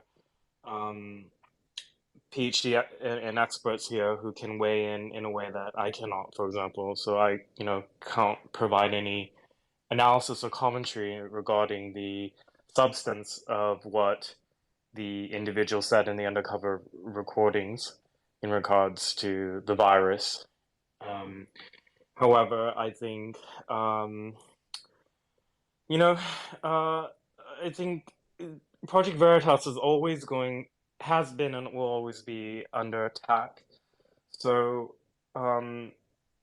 I think it can be a disadvantage and a self handicap if one were to, as an editor, looking at these stories as um, how do we make ourselves acceptable to the mainstream media? I think, what we have here, and this is me in editor mode, we have um, an individual working at a large corporation at a high level capacity, making very shocking claims on a recording, and he is asked thereafter about these various statements, and he has a completely unreasonable, shocking, violent reaction in the middle of Brooklyn, and that's a story in itself. So, I think I'm looking at this, and it has like everything that would make it that makes a great news piece, right? Like shocking allegations, video recordings, a shocking reaction caught on camera.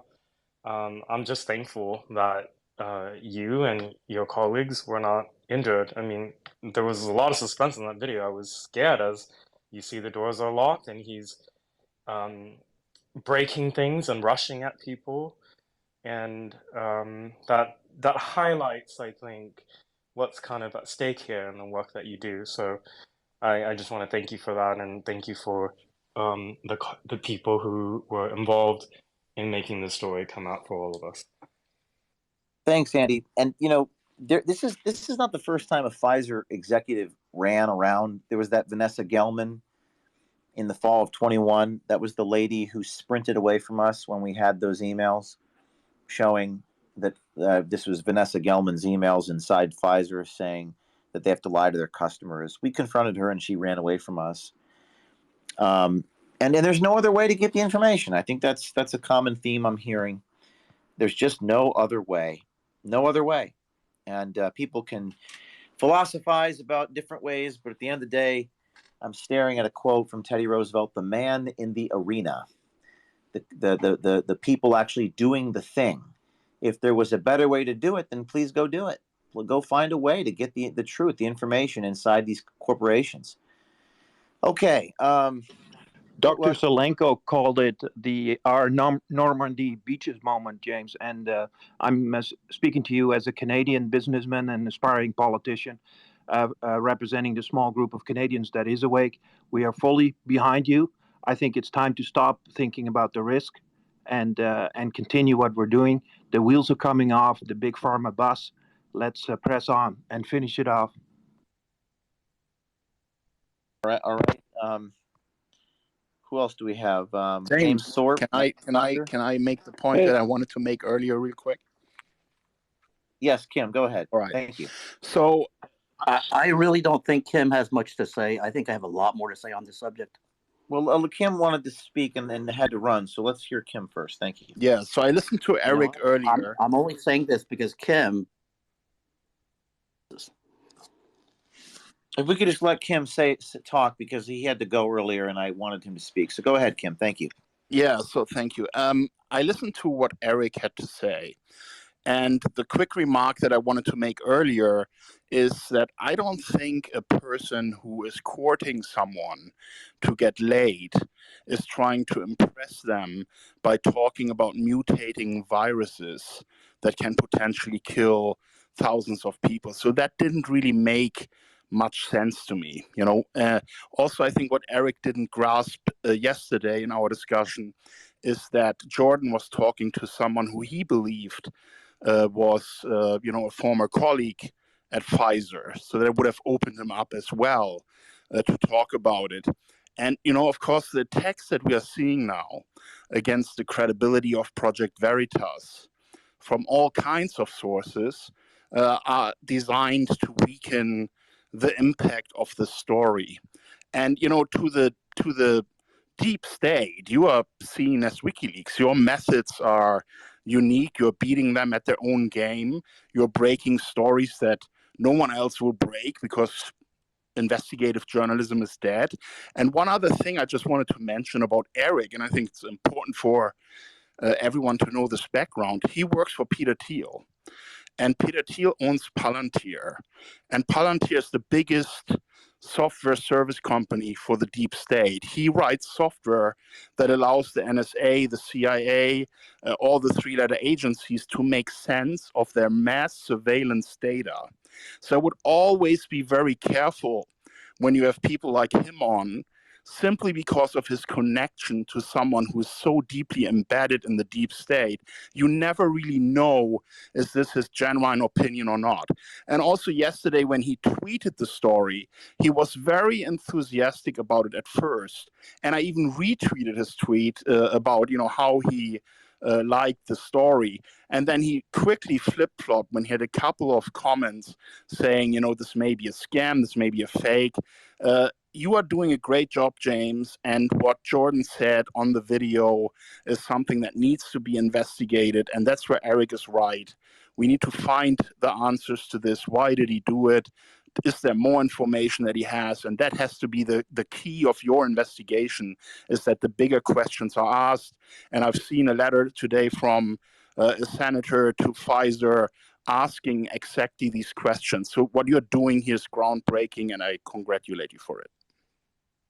Yeah, thank you. And I welcome if the administrative agents or federal deep state people want to get on a Twitter conversation. I'm happy to do that, regardless of where they come from. I'm not saying he's coming from there, but if that's where anybody's coming from anywhere, as long as they're willing to engage in a conversation, that's a good thing. Thank you for that. And let's see here. Who do we got? We've got a couple of hand raised, James. I saw Brick Suit and James are looking to comment. Brick Suit, what is your reaction to the video tonight of the interaction where we were locked inside the restaurant and the police were called? Yeah, I think that there's a new F being added to the fight or flight response. I mean, it's also freak out now.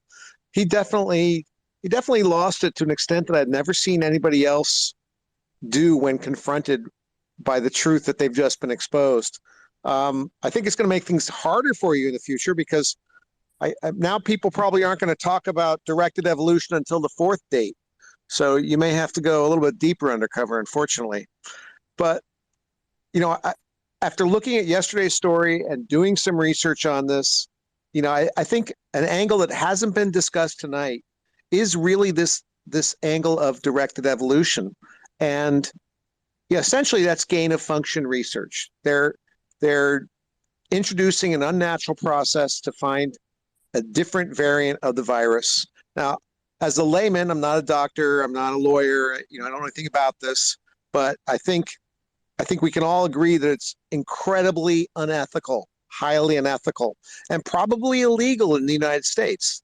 Now, of course, Pfizer, an international company, they may be doing this directed evolution research outside of the United States, but if they are, it's probably legal where they're doing it. And another angle to this story may be then that Moderna's doing it too.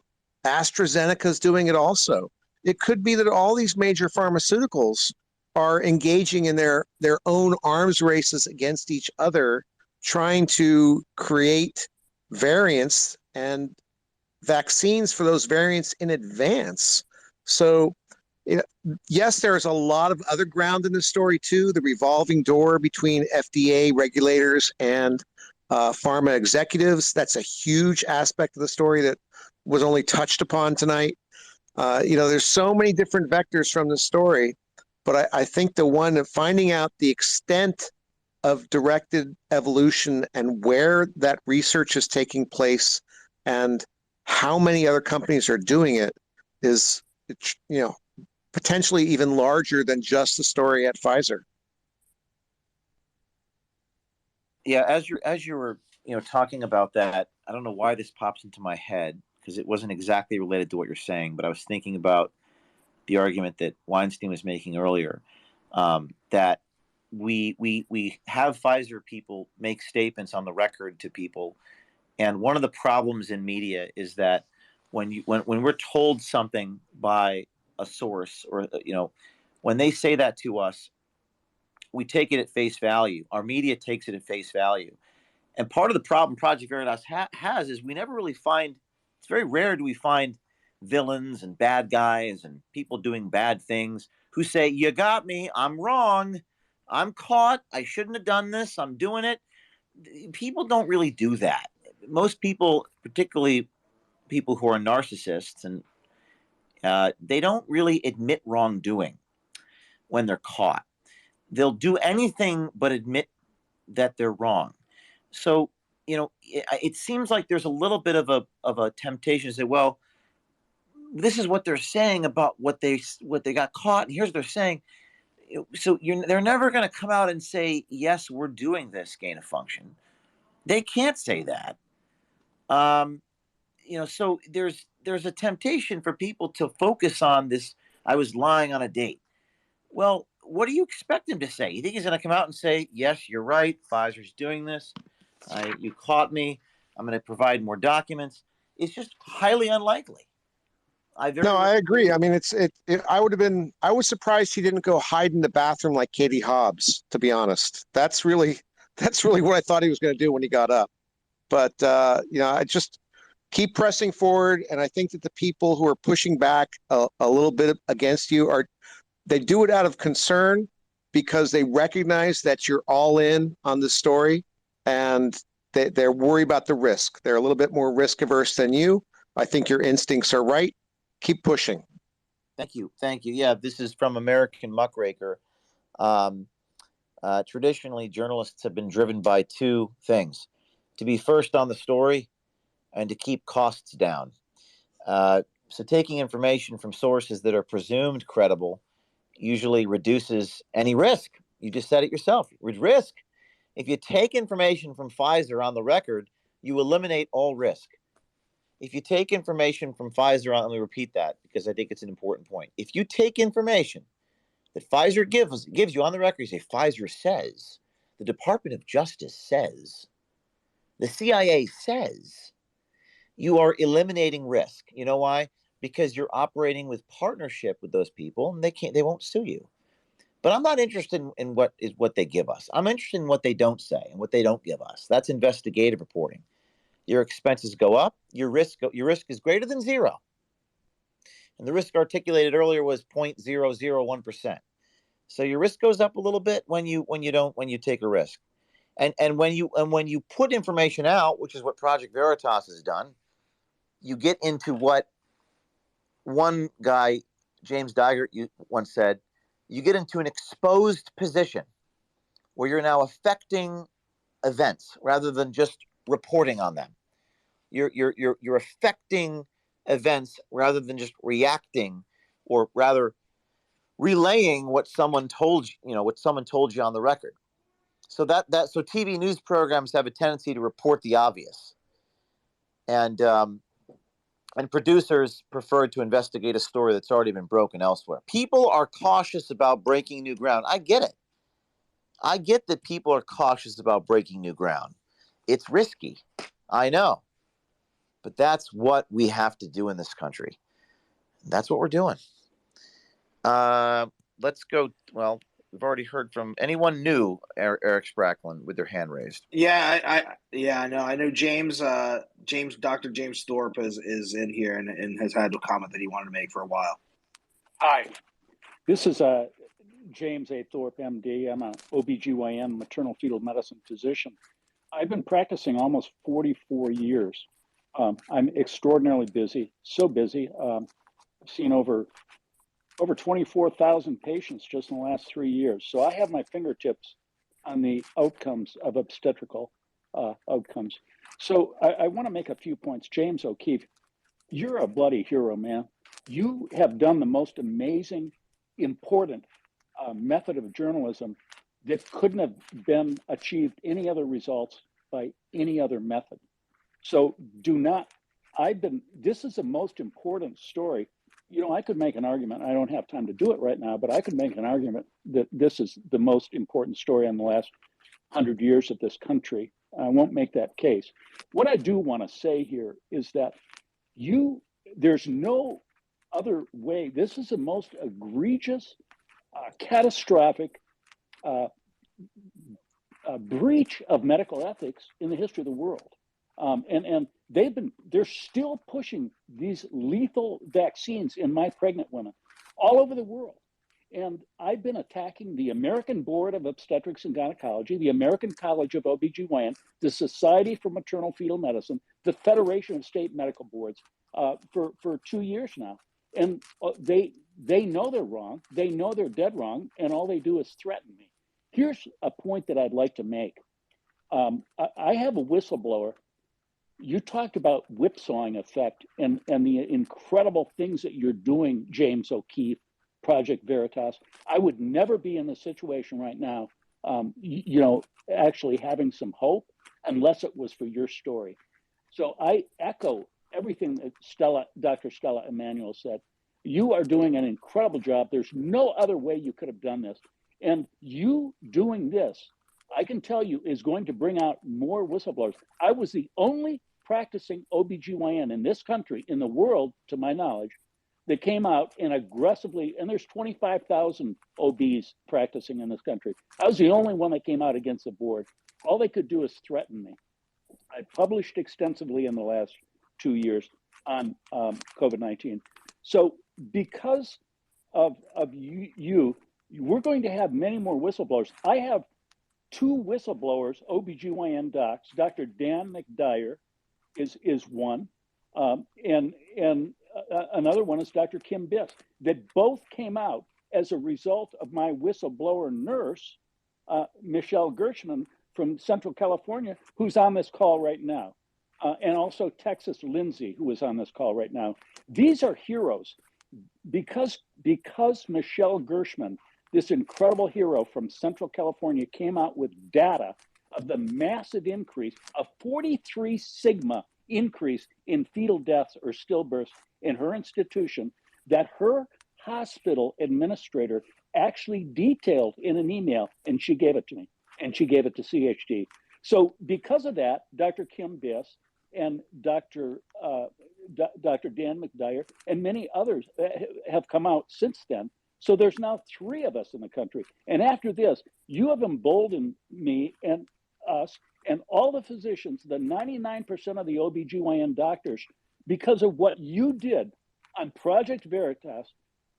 James O'Keefe, we're going to win this war, and I'm going to win this war, and they need to be splintered into 1,000 pieces, and we're going to need to finish JFK's business, because what's happened is the military industrial complex has morphed into the medical industrial complex, and now they're bigger. There's no way that we can do this without your type of reporting. Over.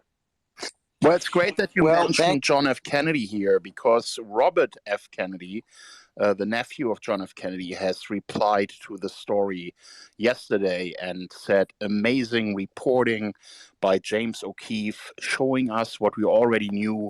Pfizer is a craven, venal, homicidal, morally bankrupt criminal enterprise that has captured and corrupted its regulators. So you have a lot of big voices behind you, James.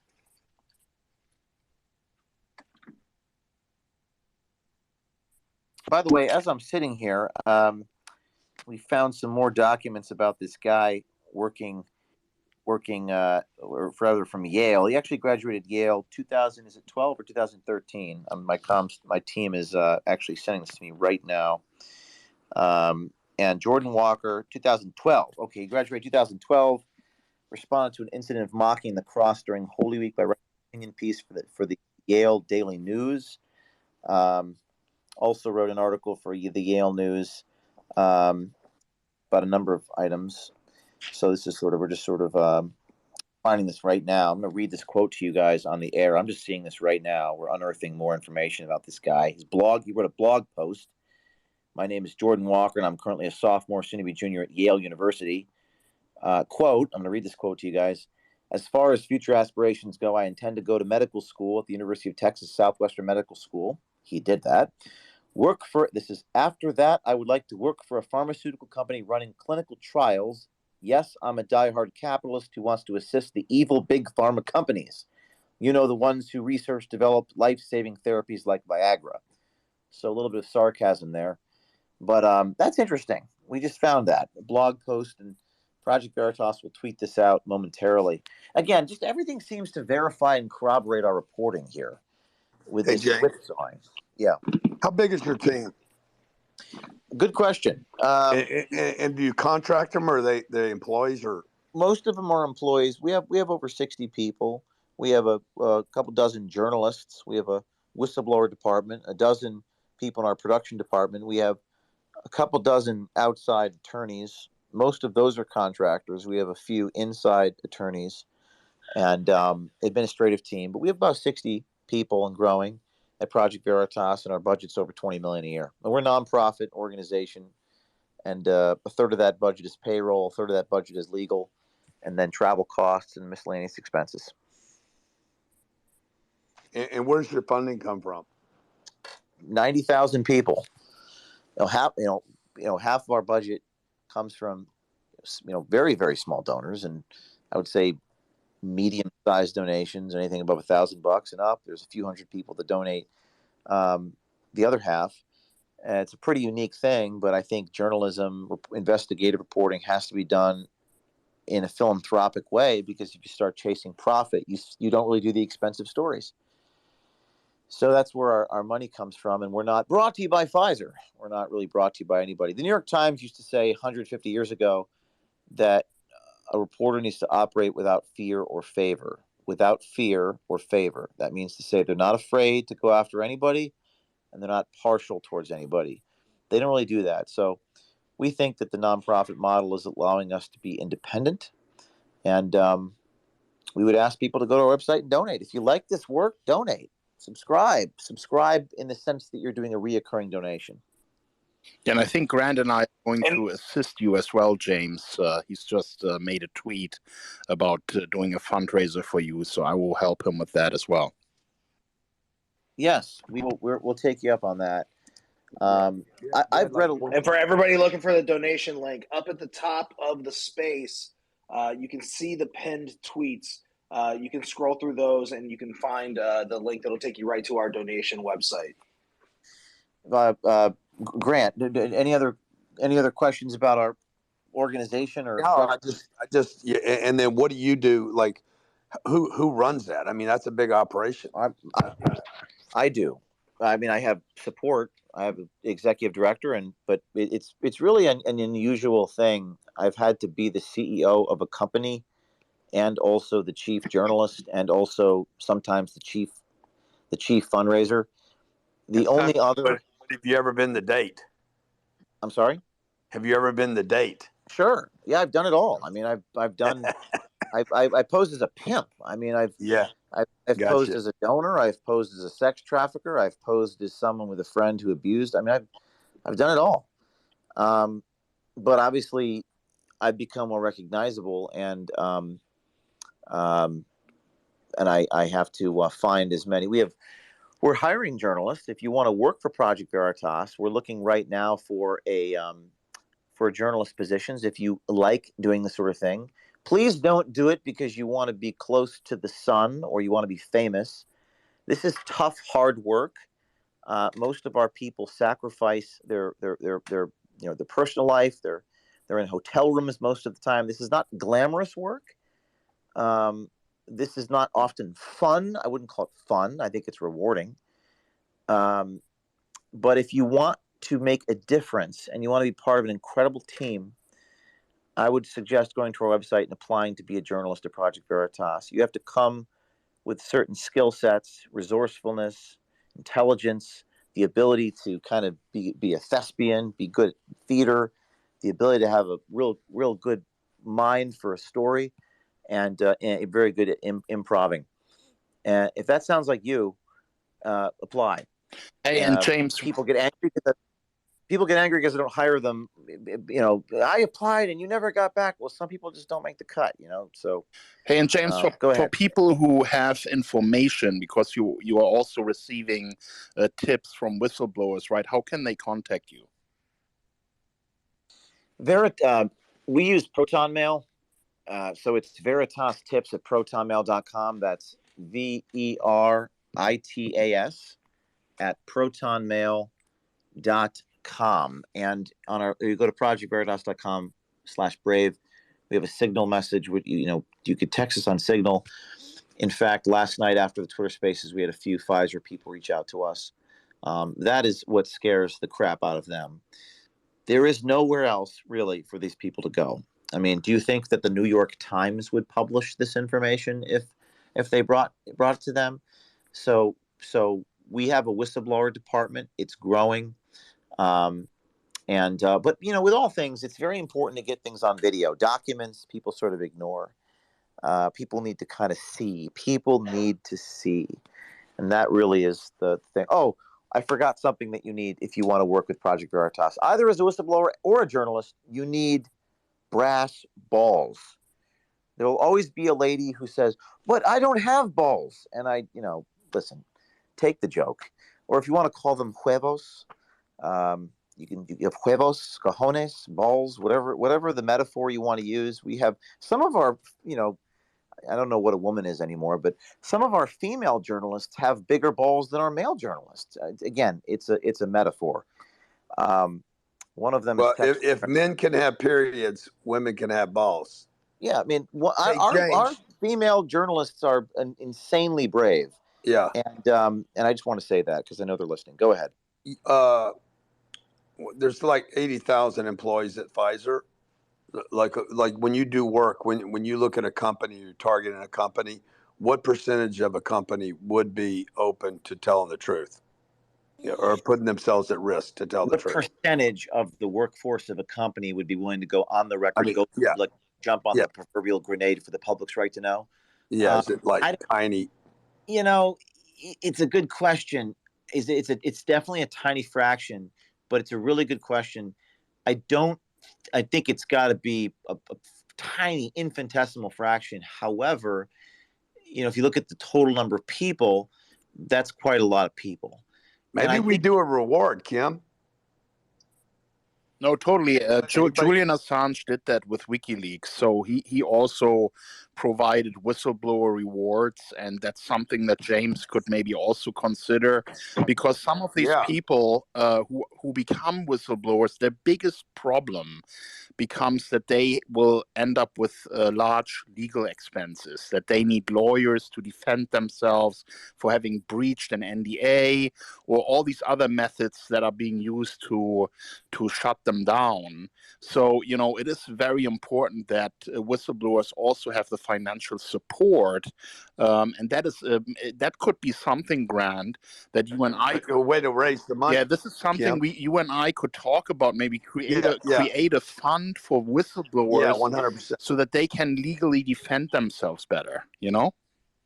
Yeah, well, James can use it however he wants, but yeah, I mean, this is a good idea. We're having a whistleblower event on the 26th of February in California, and we have a number of sponsors who want to stand up and say, "I'll pay for that guy's salary." It's very important when the people lose their jobs, they get hired by somebody else.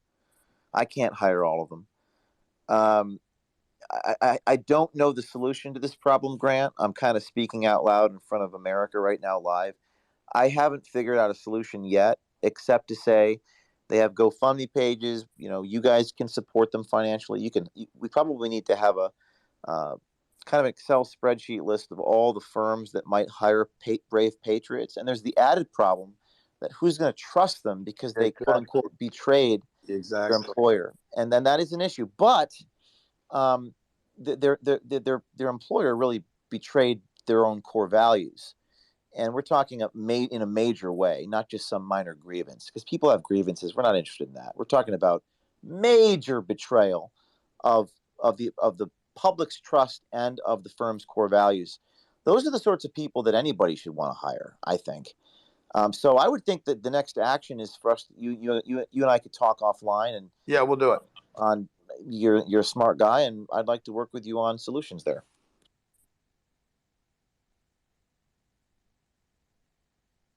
Okay. I'm gonna kind of sign off relatively soon, but I'll take a few more. I see Philip Torino. What's your reaction to the story tonight? Well, hey James, appreciate it. Thank you so much. Love the work you guys do. It's an incredible story, and the fact is that it's insane that the mainstream media isn't covering it, because this should be the biggest news story in America right now. and nobody's talking about it. Well, So I just have hold on. Why don't you finish it? We are the media now. Are you clear? Yes, sir. Nobody's talking about it. This has been viewed 20 million times. That's 3-4 times bigger than Good Morning America. This has become an international phenomenon of a story. But go ahead. Correct. Yeah, and I was referring to the mainstream media. Define mainstream.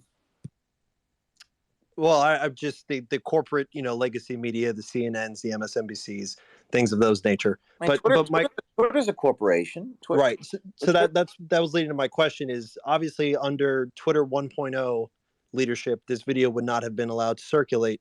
Can you disclose any conversation you've had with Elon about this video going viral all across social media on Twitter? No, I mean, I'd love Elon to join the space, though. I mean, I can't disclose that, but I would like Elon to join the space, and I would thank Elon for allowing us back on, but not for Elon Musk, this would not have happened. It was sort of serendipitous that we were led on. It was destiny just a few weeks before this story. And I would argue, Phil, that Twitter is a media organization, and it's the most important media organization in the world. And I think Veritas and Twitter are going to be very close partners. Elon Musk actually, I don't know if you saw this, but he tweeted out Veritas just last week. Isn't that interesting, huh? So I quote tweeted "Vos liberabi," which is the Latin for "shall set you free." So he tweeted truth, and I tweeted "shall set you free," and a few days later, this blew up Twitter. All right, Eric, who else? I think, yeah, we've got a few more people in, and for everybody that's listening, we'll keep this space open. We'll go until midnight Eastern again tonight, so that's about 25 more minutes if it keeps going on. Is it Arndt Oppenheimer? I hope I didn't mispronounce that too badly, but the floor is yours. All right. You got it right. Thank you. Well, first of all, thank you for the opportunity to be here with you guys. Extremely important. And congrats, James. What a nice job you have done. And I just want to voice out that we have the same issues going on in Brazil as well. I think Matthew, Tireman is just like a nice and really professional journalist, and he's actually voicing out the same issues we have in the United States. We are just facing in Brazil. The general media is just basically censoring any type of thing, regarded to the vaccines. And you are getting censored. You are getting, considered as a criminal if you contest anything related to the vaccines. So, and we are almost getting obligated to get vaccinated, which is ridiculous. And so it's important, to share this news with you guys, and then that way you all are aware about it's not just in the United States, but Latin America is happening the same thing. Yes, and we've been asked. Veritas has been asked to expand all over the world. And by the way, Mario, are you on the phone, Mario? I'm here, tudo bem, Art? Yeah, go ahead. Mario, your fellow Brazilian warrior. I understand. I've seen Art post on Twitter quite a few times here about what's happening in Brazil. It is true. The craziest thing, and I know Matthew can speak about this too, is with this recent events that happened in Brazil on January 8th, with the protests in the capital there. The people. This actually happened. This is not a conspiracy. This actually happened. People that were taken in and arrested, some of them that didn't engage in any violence, were put into these prisons and forcefully vaccinated by the state. So just so people understand that this actually happened in a country that allegedly is still a democracy. Yeah, that's right. And I feel really sorry about that. And I just thank Matthew, because Matthew is just doing a great job by reporting worldwide what is happening in Brazil. And because we have such a terrible press and broadcasting companies in Brazil, they are all censored and they don't publish anything to the public. So, you know, I kind of, I live in the United States, but I have family in Brazil, down in Brazil. And I'm just trying to voice out what is going on in Brazil right now. They are under a dictatorship completely, unfortunately. And the left party just took over, and, you know, really difficult times in Brazil. And I just feel sorry for them. I don't know if Matthew could join in and just say something. I mean, he's keeping up with us a lot. All I'll say is that this, you know, we really want to focus on this this story. I think that has global impact, which is the Pfizer expose, the employee. I mean, I know Brazil. There's been probably the biggest spaces in the history of Twitter the last few weeks, with a couple 100,000 people on. So, like, I think that this story that James and Project Veritas and we've all brought to the front is the most important story that affects everybody in the globe, and it transcends politics even more than the right-left Marxist takeovers, conservative culture wars. This is like the global human condition with public health, and I think the focus really needs to be on that.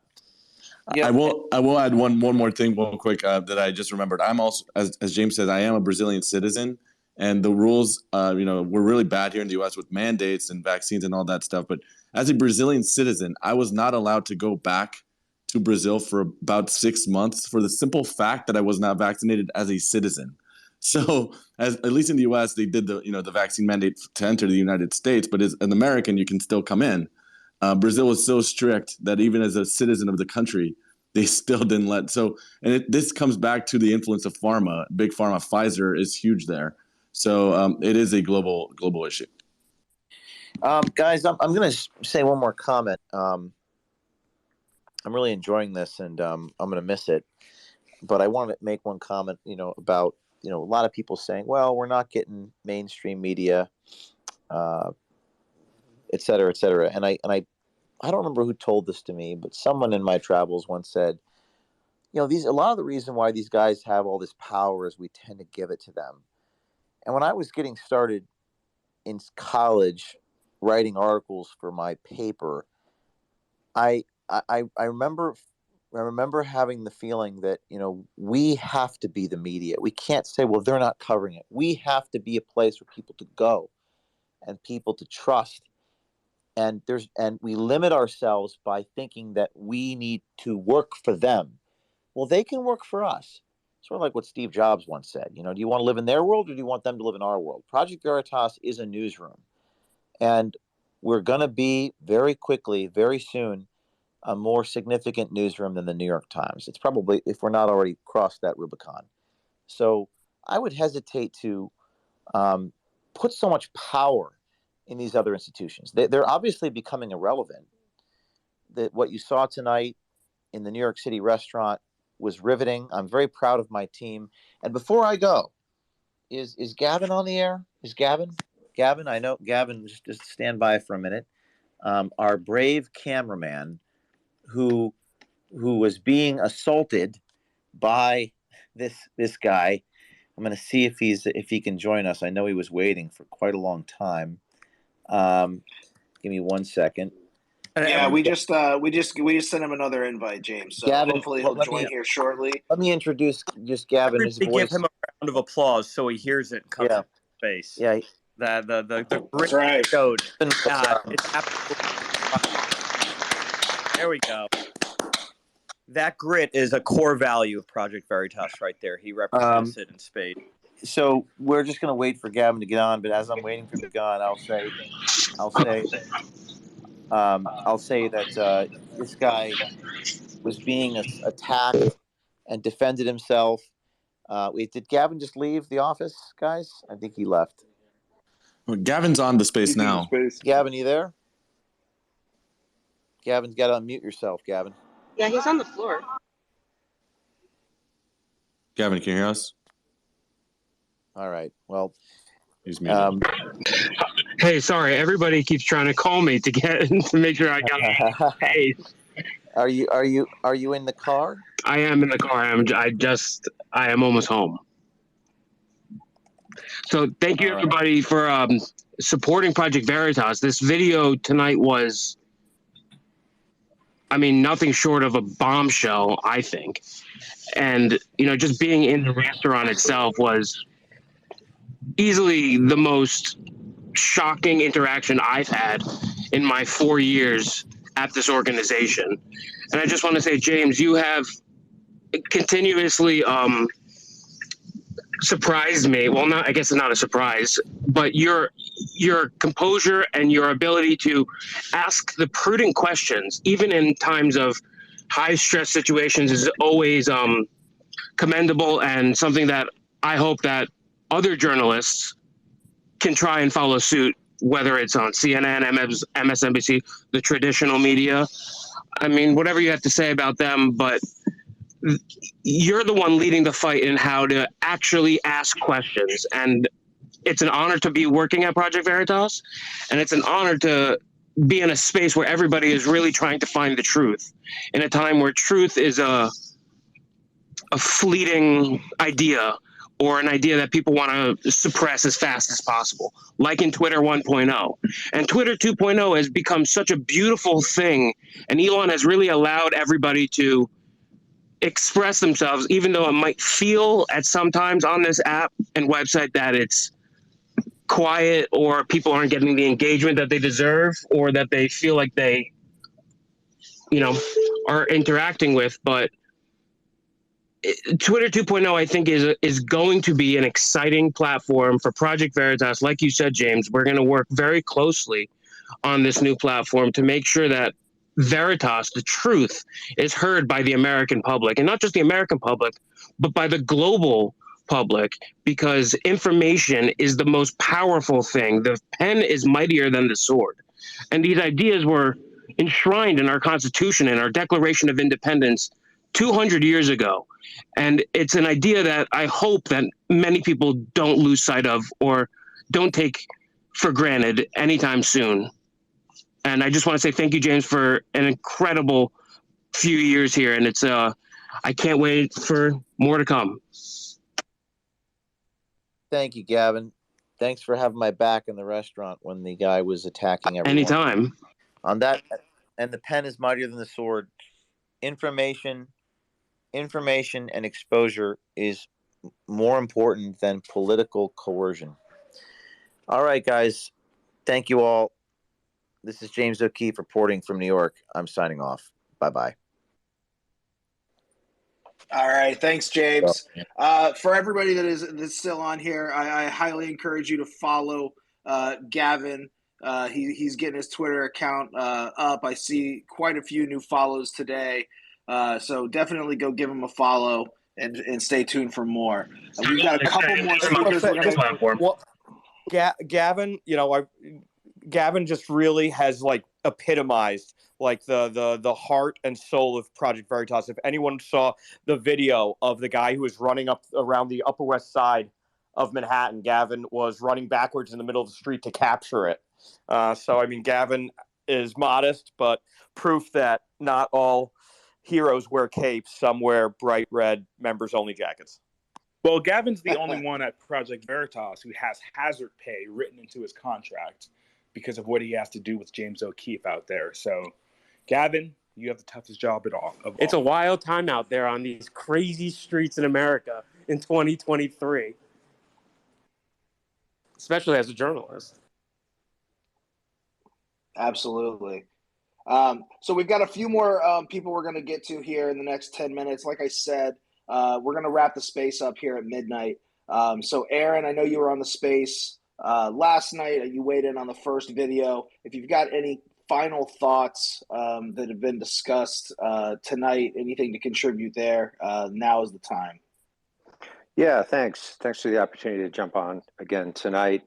Again, I want to echo the other sentiments, commend Project Veritas for your courage. Your methods are unorthodox, and we can debate, the ethical issues, I think, endlessly.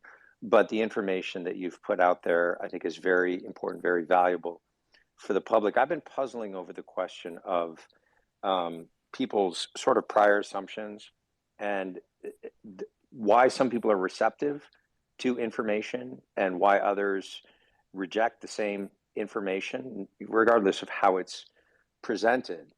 And, the American public has been bruised and bullied for the last 3 years. There's a lot of people that took Pfizer's product that are worried about what might, be the consequences of that for their long-term health.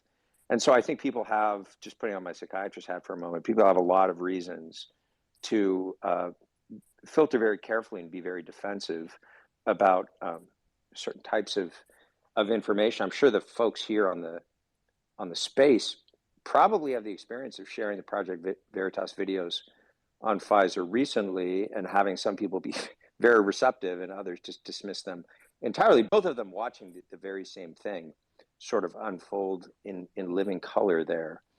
And I think it's worth maybe just as a background context for folks that are sharing this information to think about, if we're going to challenge a company like Pfizer, what is the context for that? And the fact is, Pfizer has a long and repetitive criminal history that's been well documented. The largest criminal fine ever paid by anyone in United States history was paid by Pfizer. I can't remember the number off the top of my head, but it was several $1 billion in reparation and damages. And that was not a one-off sort of egregious violation, one-time thing. Over the last 20 years, that was only one in a series of very serious criminal violations that this company has engaged in. I don't know if she's still in the audience, but I saw Brooke Jackson recently. If she pops back in, she may be worth pulling up for a comment, because Brooke was a whistleblower as someone who ran a company engaged in Pfizer's clinical trials. And she's submitted some very damning information specifically about the COVID vaccine clinical trials. I talk in my recent book about another whistleblower, not as well known in the United States, a man named Augusto Ru, who was in Argentina. He was actually not running the clinical trials. He was a patient in the clinical trials. Very accomplished lawyer. He's a lawyer in the Argentinian Supreme Court. And he's got very solid evidence that he has presented, basically showing that his own vaccine injury in the trial was falsified, and his own medical information in the trial was falsified. And he claims that there's several other people he's been in contact with in that trial that had the same sort of experience. I myself had to coordinate the doctors and scientists to file the FOIA request against Pfizer to do what they were required to do under federal law the day that Comirnaty, their vaccine, was given provisional authorization, which was to release the phase 3 clinical trials data. And Pfizer tried to block that, and the FDA cooperated with Pfizer in trying to block that. The Department of Justice lawyers defended, representing the FDA, defended Pfizer and basically tried to slow walk the data, saying we'll give you 500 pages a month, which would have taken 75 years to release data that the FDA reviewed in only 108 days. And then Pfizer intervened, not surprisingly, saying, allow us to redact the data before it's released. And somewhat more shockingly, the DOJ lawyers representing the FDA agreed with Pfizer and petitioned the court, the federal court, to allow Pfizer to redact the data. Fortunately, we had a good judge in that case. And the judge said, no, you have 8 months to release that data, and Pfizer's not going to be involved in the redactions. But, from that case, from Brooke Jackson's whistleblower case, from Augusto Ru's whistleblower case in Argentina, from Pfizer's history of egregious criminal violations of United States laws, we see, I think, that this is a certain type of company that has consistently behaved in certain ways that not only are unethical, but quite frankly, illegal under U.S. law. And, we were told to trust them during the pandemic, and a lot of people did for one reason or another, out of fear or just out of the sheer overwhelming force of the propaganda that was exerted. But if people can step back from that and just look at some of those contextual facts, then the Project Veritas video is kind of certainly the biggest bombshell of the bombshells. But it's a bombshell that lands, in the context of other things that are pointing in the same direction, I guess I would say. And, so if you're talking to someone who's a little hesitant to watch the video, or maybe watch the video but doesn't get what it's all about or what the significance of it is, some of this background information on Pfizer may also be helpful in just setting that context, that this is not some out of the blue. I mean, it is shocking. It's incredibly shocking what was revealed in the videos. But in that context, it's one very serious piece of evidence that is being placed on top of what I would argue is a pile of other pieces of evidence. And when you have several pieces of evidence all pointing in the same direction, it makes the new video, or it makes the next piece of evidence more plausible, just in terms of preconditions and prior plausibility. So looking at the big picture context, the Veritas video is a complete bombshell. But for those who've been following closely the workings of this company, particularly during the pandemic, it's maybe not quite as shocking and unexpected as it would be for people who have not been paying close attention. Absolutely. Thank you for that. Last night we talked a lot about regulatory capture as a whole, but Pfizer's not the largest pharmaceutical company by value, by market cap, by the metrics that are usually conventional for size, Right. which are financial metrics. The largest is Johnson & Johnson, which obviously does a lot in consumer healthcare, but it is massive pharmaceutical. But Pfizer's far and away the largest in regulatory capture based on the most sort of common sense metric of that facet, which is how many people go in and out of public policy and regulate the entire industry. Right. We talked earlier about Scott Gottlieb, one of Trump's FDA commissioners early during COVID.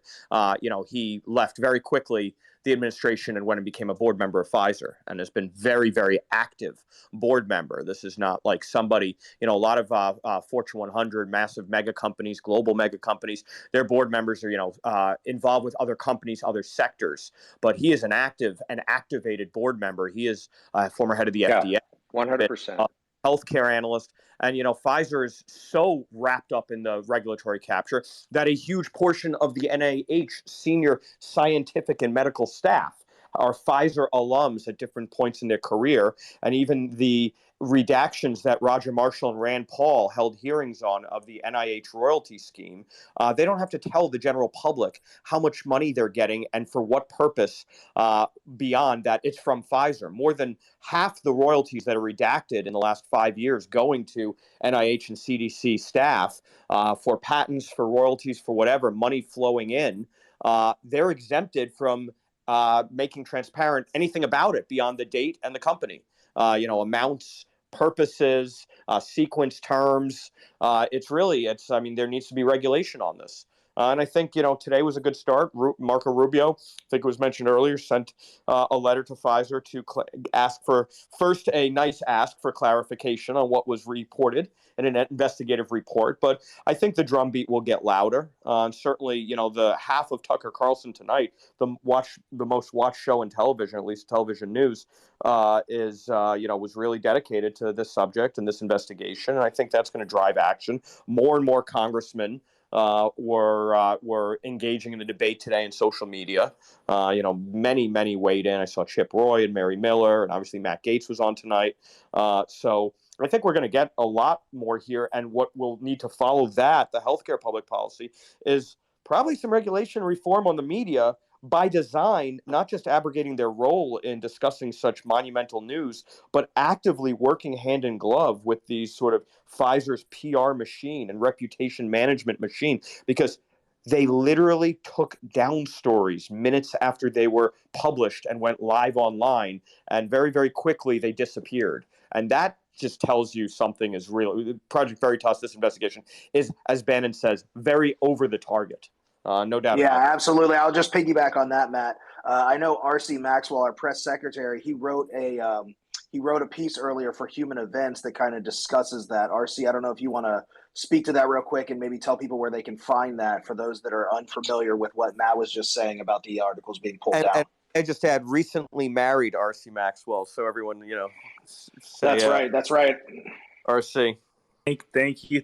Yeah, so that was very interesting. That's an article you can find on Human Events. And thank you to the Human Events editor, Libby Emmons, who worked with me to help get that article up relatively quickly. Project Veritas has been covered in MSN.com. They've been covered in the Daily Mail on a numerous occasions. So we know this is not something where maybe corporate media is feeling that they shouldn't cover Project Veritas because they have a problem with our editorial discretion. We know they have no qualms with our editorial discretion. So why they took these articles down is a big question. We did reach out to the journalist from the Daily Mail who originally wrote this article and published it at 3 in the morning Eastern time yesterday. She has not yet responded to our request for comment, nor has Daily Mail advertising team. And look, we don't think they're going to respond, and that's fine. What they have done was already, as Bannon alluded to, a show that we were over the target. We don't know if Pfizer are advertisers with the Daily Mail or MSN.com. Because look, the Daily Mail, for the most part, has been very aggressive as a newspaper, publishing news that most other entities would censor. But this issue, this Pfizer question, undoubtedly has been more polarized than anything. So, that was very, very big news. And we will, I know Philip Torino mentioned, let's see if legacy media covers this. That's still interesting. That's still a telltale sign of what the power of the public means. I would imagine right now that editorial rooms and newspapers at NPR and at local TV stations, they're getting calls at their assignment desk over this. I know Veritas's audience, and I know the American public, and I know how bad this video is. So they've been fielding calls. The question is, what are they being told in these back meetings? And what they're being told hopefully opens the door for whistleblowers and media to come to us. So we've had whistleblowers and media come to us before, Ivory Hecker, April Moss. So we're certainly hoping that something like that happens again. I see Nick with his hand raised. Let's go to him. Yeah, so I'll just say real quick, I got here a little too late, so wanted to directly address James O'Keefe and thank him for what he's been doing.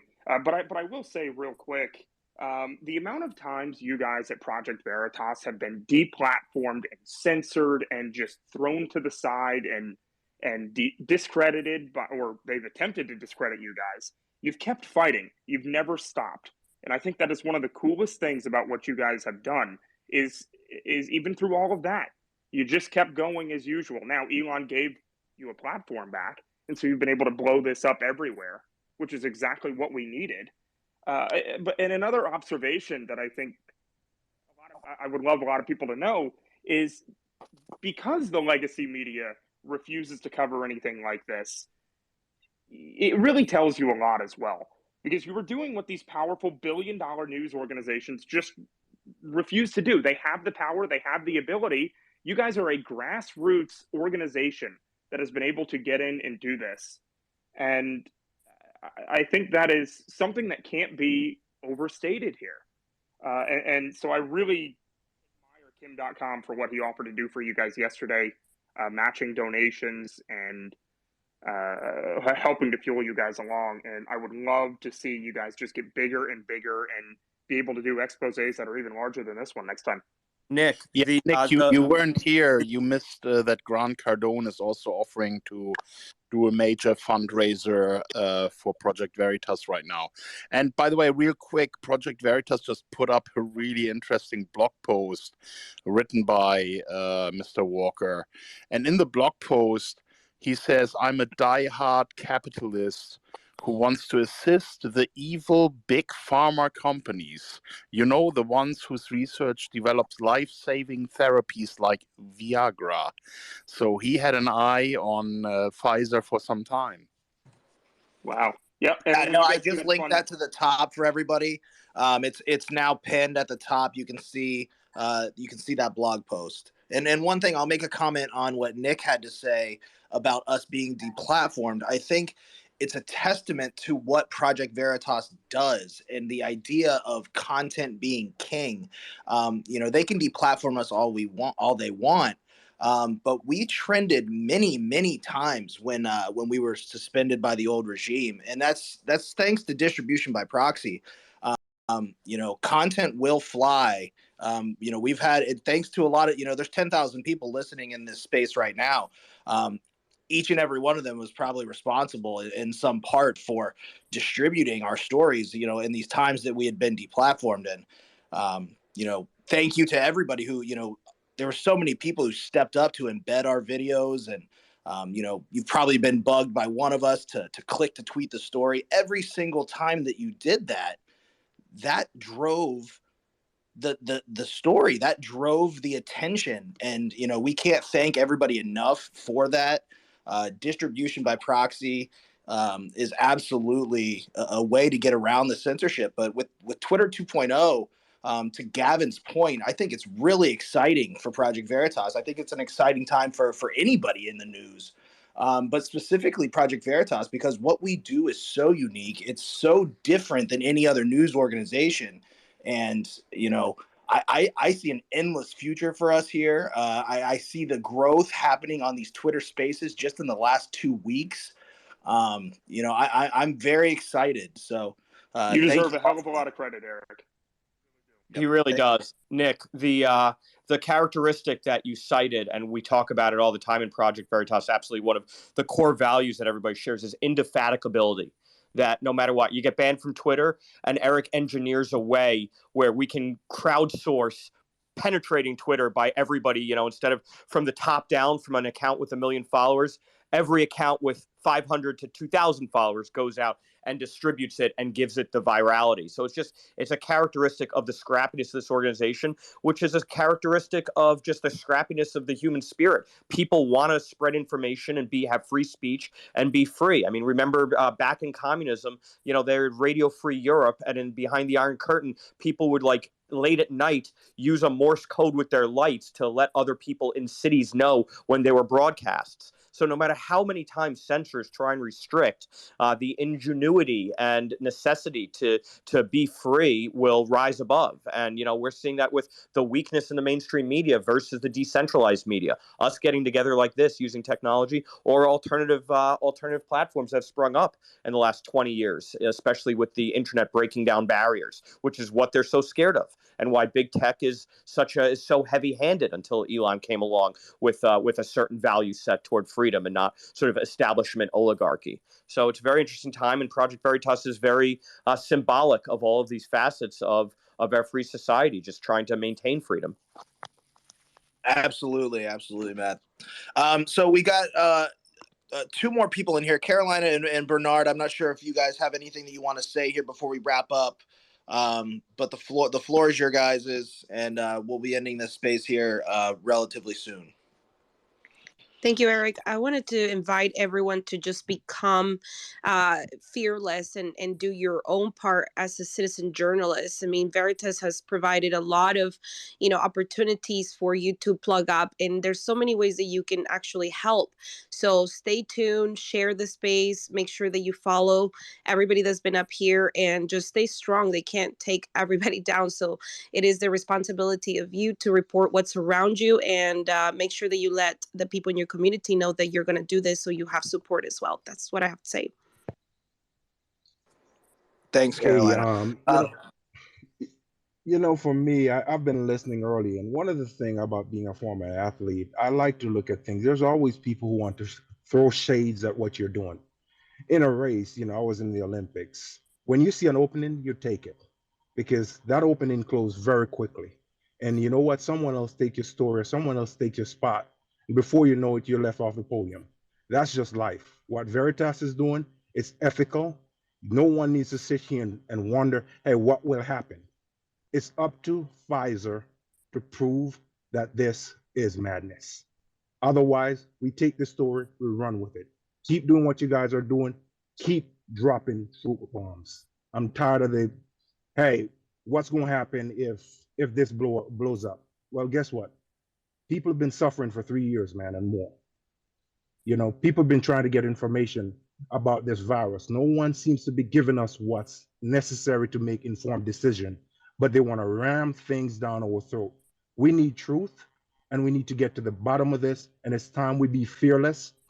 Journalists, by the way, has never, you know what? I know people like to believe that these journalistic institutions are unbiased.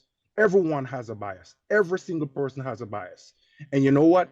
If they're putting out the truth will stand. We need to stop pretending and looking around. Hey, where's the unbiased media? That's bullshit. And stop faking the funk. Put what's out there. If it's real, it stands by itself. Okay, that's how it was even back in the early days. You know what? There were a lot of impartial, biased journalism back in the days. And you know what? We became a better country because of that. Just stand on the principles of truth. That's all I'm gonna say. Thanks for that, Bernard. I'll piggyback and I'll say one final thing on this whole notion that we're being punked and we were set up.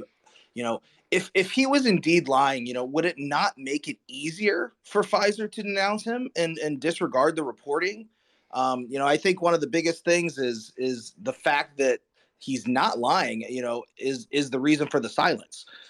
We would hear from Pfizer. Why would they not just send, a tweet? They could say this guy doesn't work for us and be done with it. But the fact that they're not doing that, I think, speaks volumes. The silence is deafening. So, with that being said, guys, definitely go and if you haven't already, go and retweet the video of the exchange with Jordan Walker. Go and make sure that you share this space. It's going to be recorded as soon as we end it. I think we've gone for a little over 3 hours now, so there was a lot that was discussed. I want to thank everybody that was able to join and speak. Thanks for everybody that listened. RC or Mario, if you have any final thoughts before we wrap up, I'll give the floor over to you guys. Don't forget to tune in tomorrow to Emerald Robinson's show. I will be on tomorrow discussing this video and any additional developments that may come. We also have a few radio hits that we'll be posting. Thanks for watching, everyone. Absolutely. Stay tuned, guys. A lot of more updates coming. We'll talk to you soon. Keep up the good work. Thanks, Kim.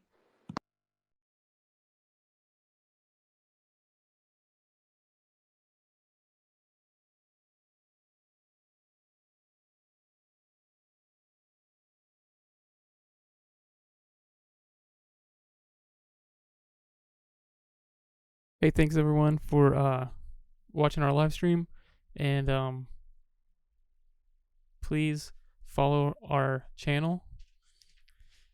That way you'll know when we have other live coverage, and thanks.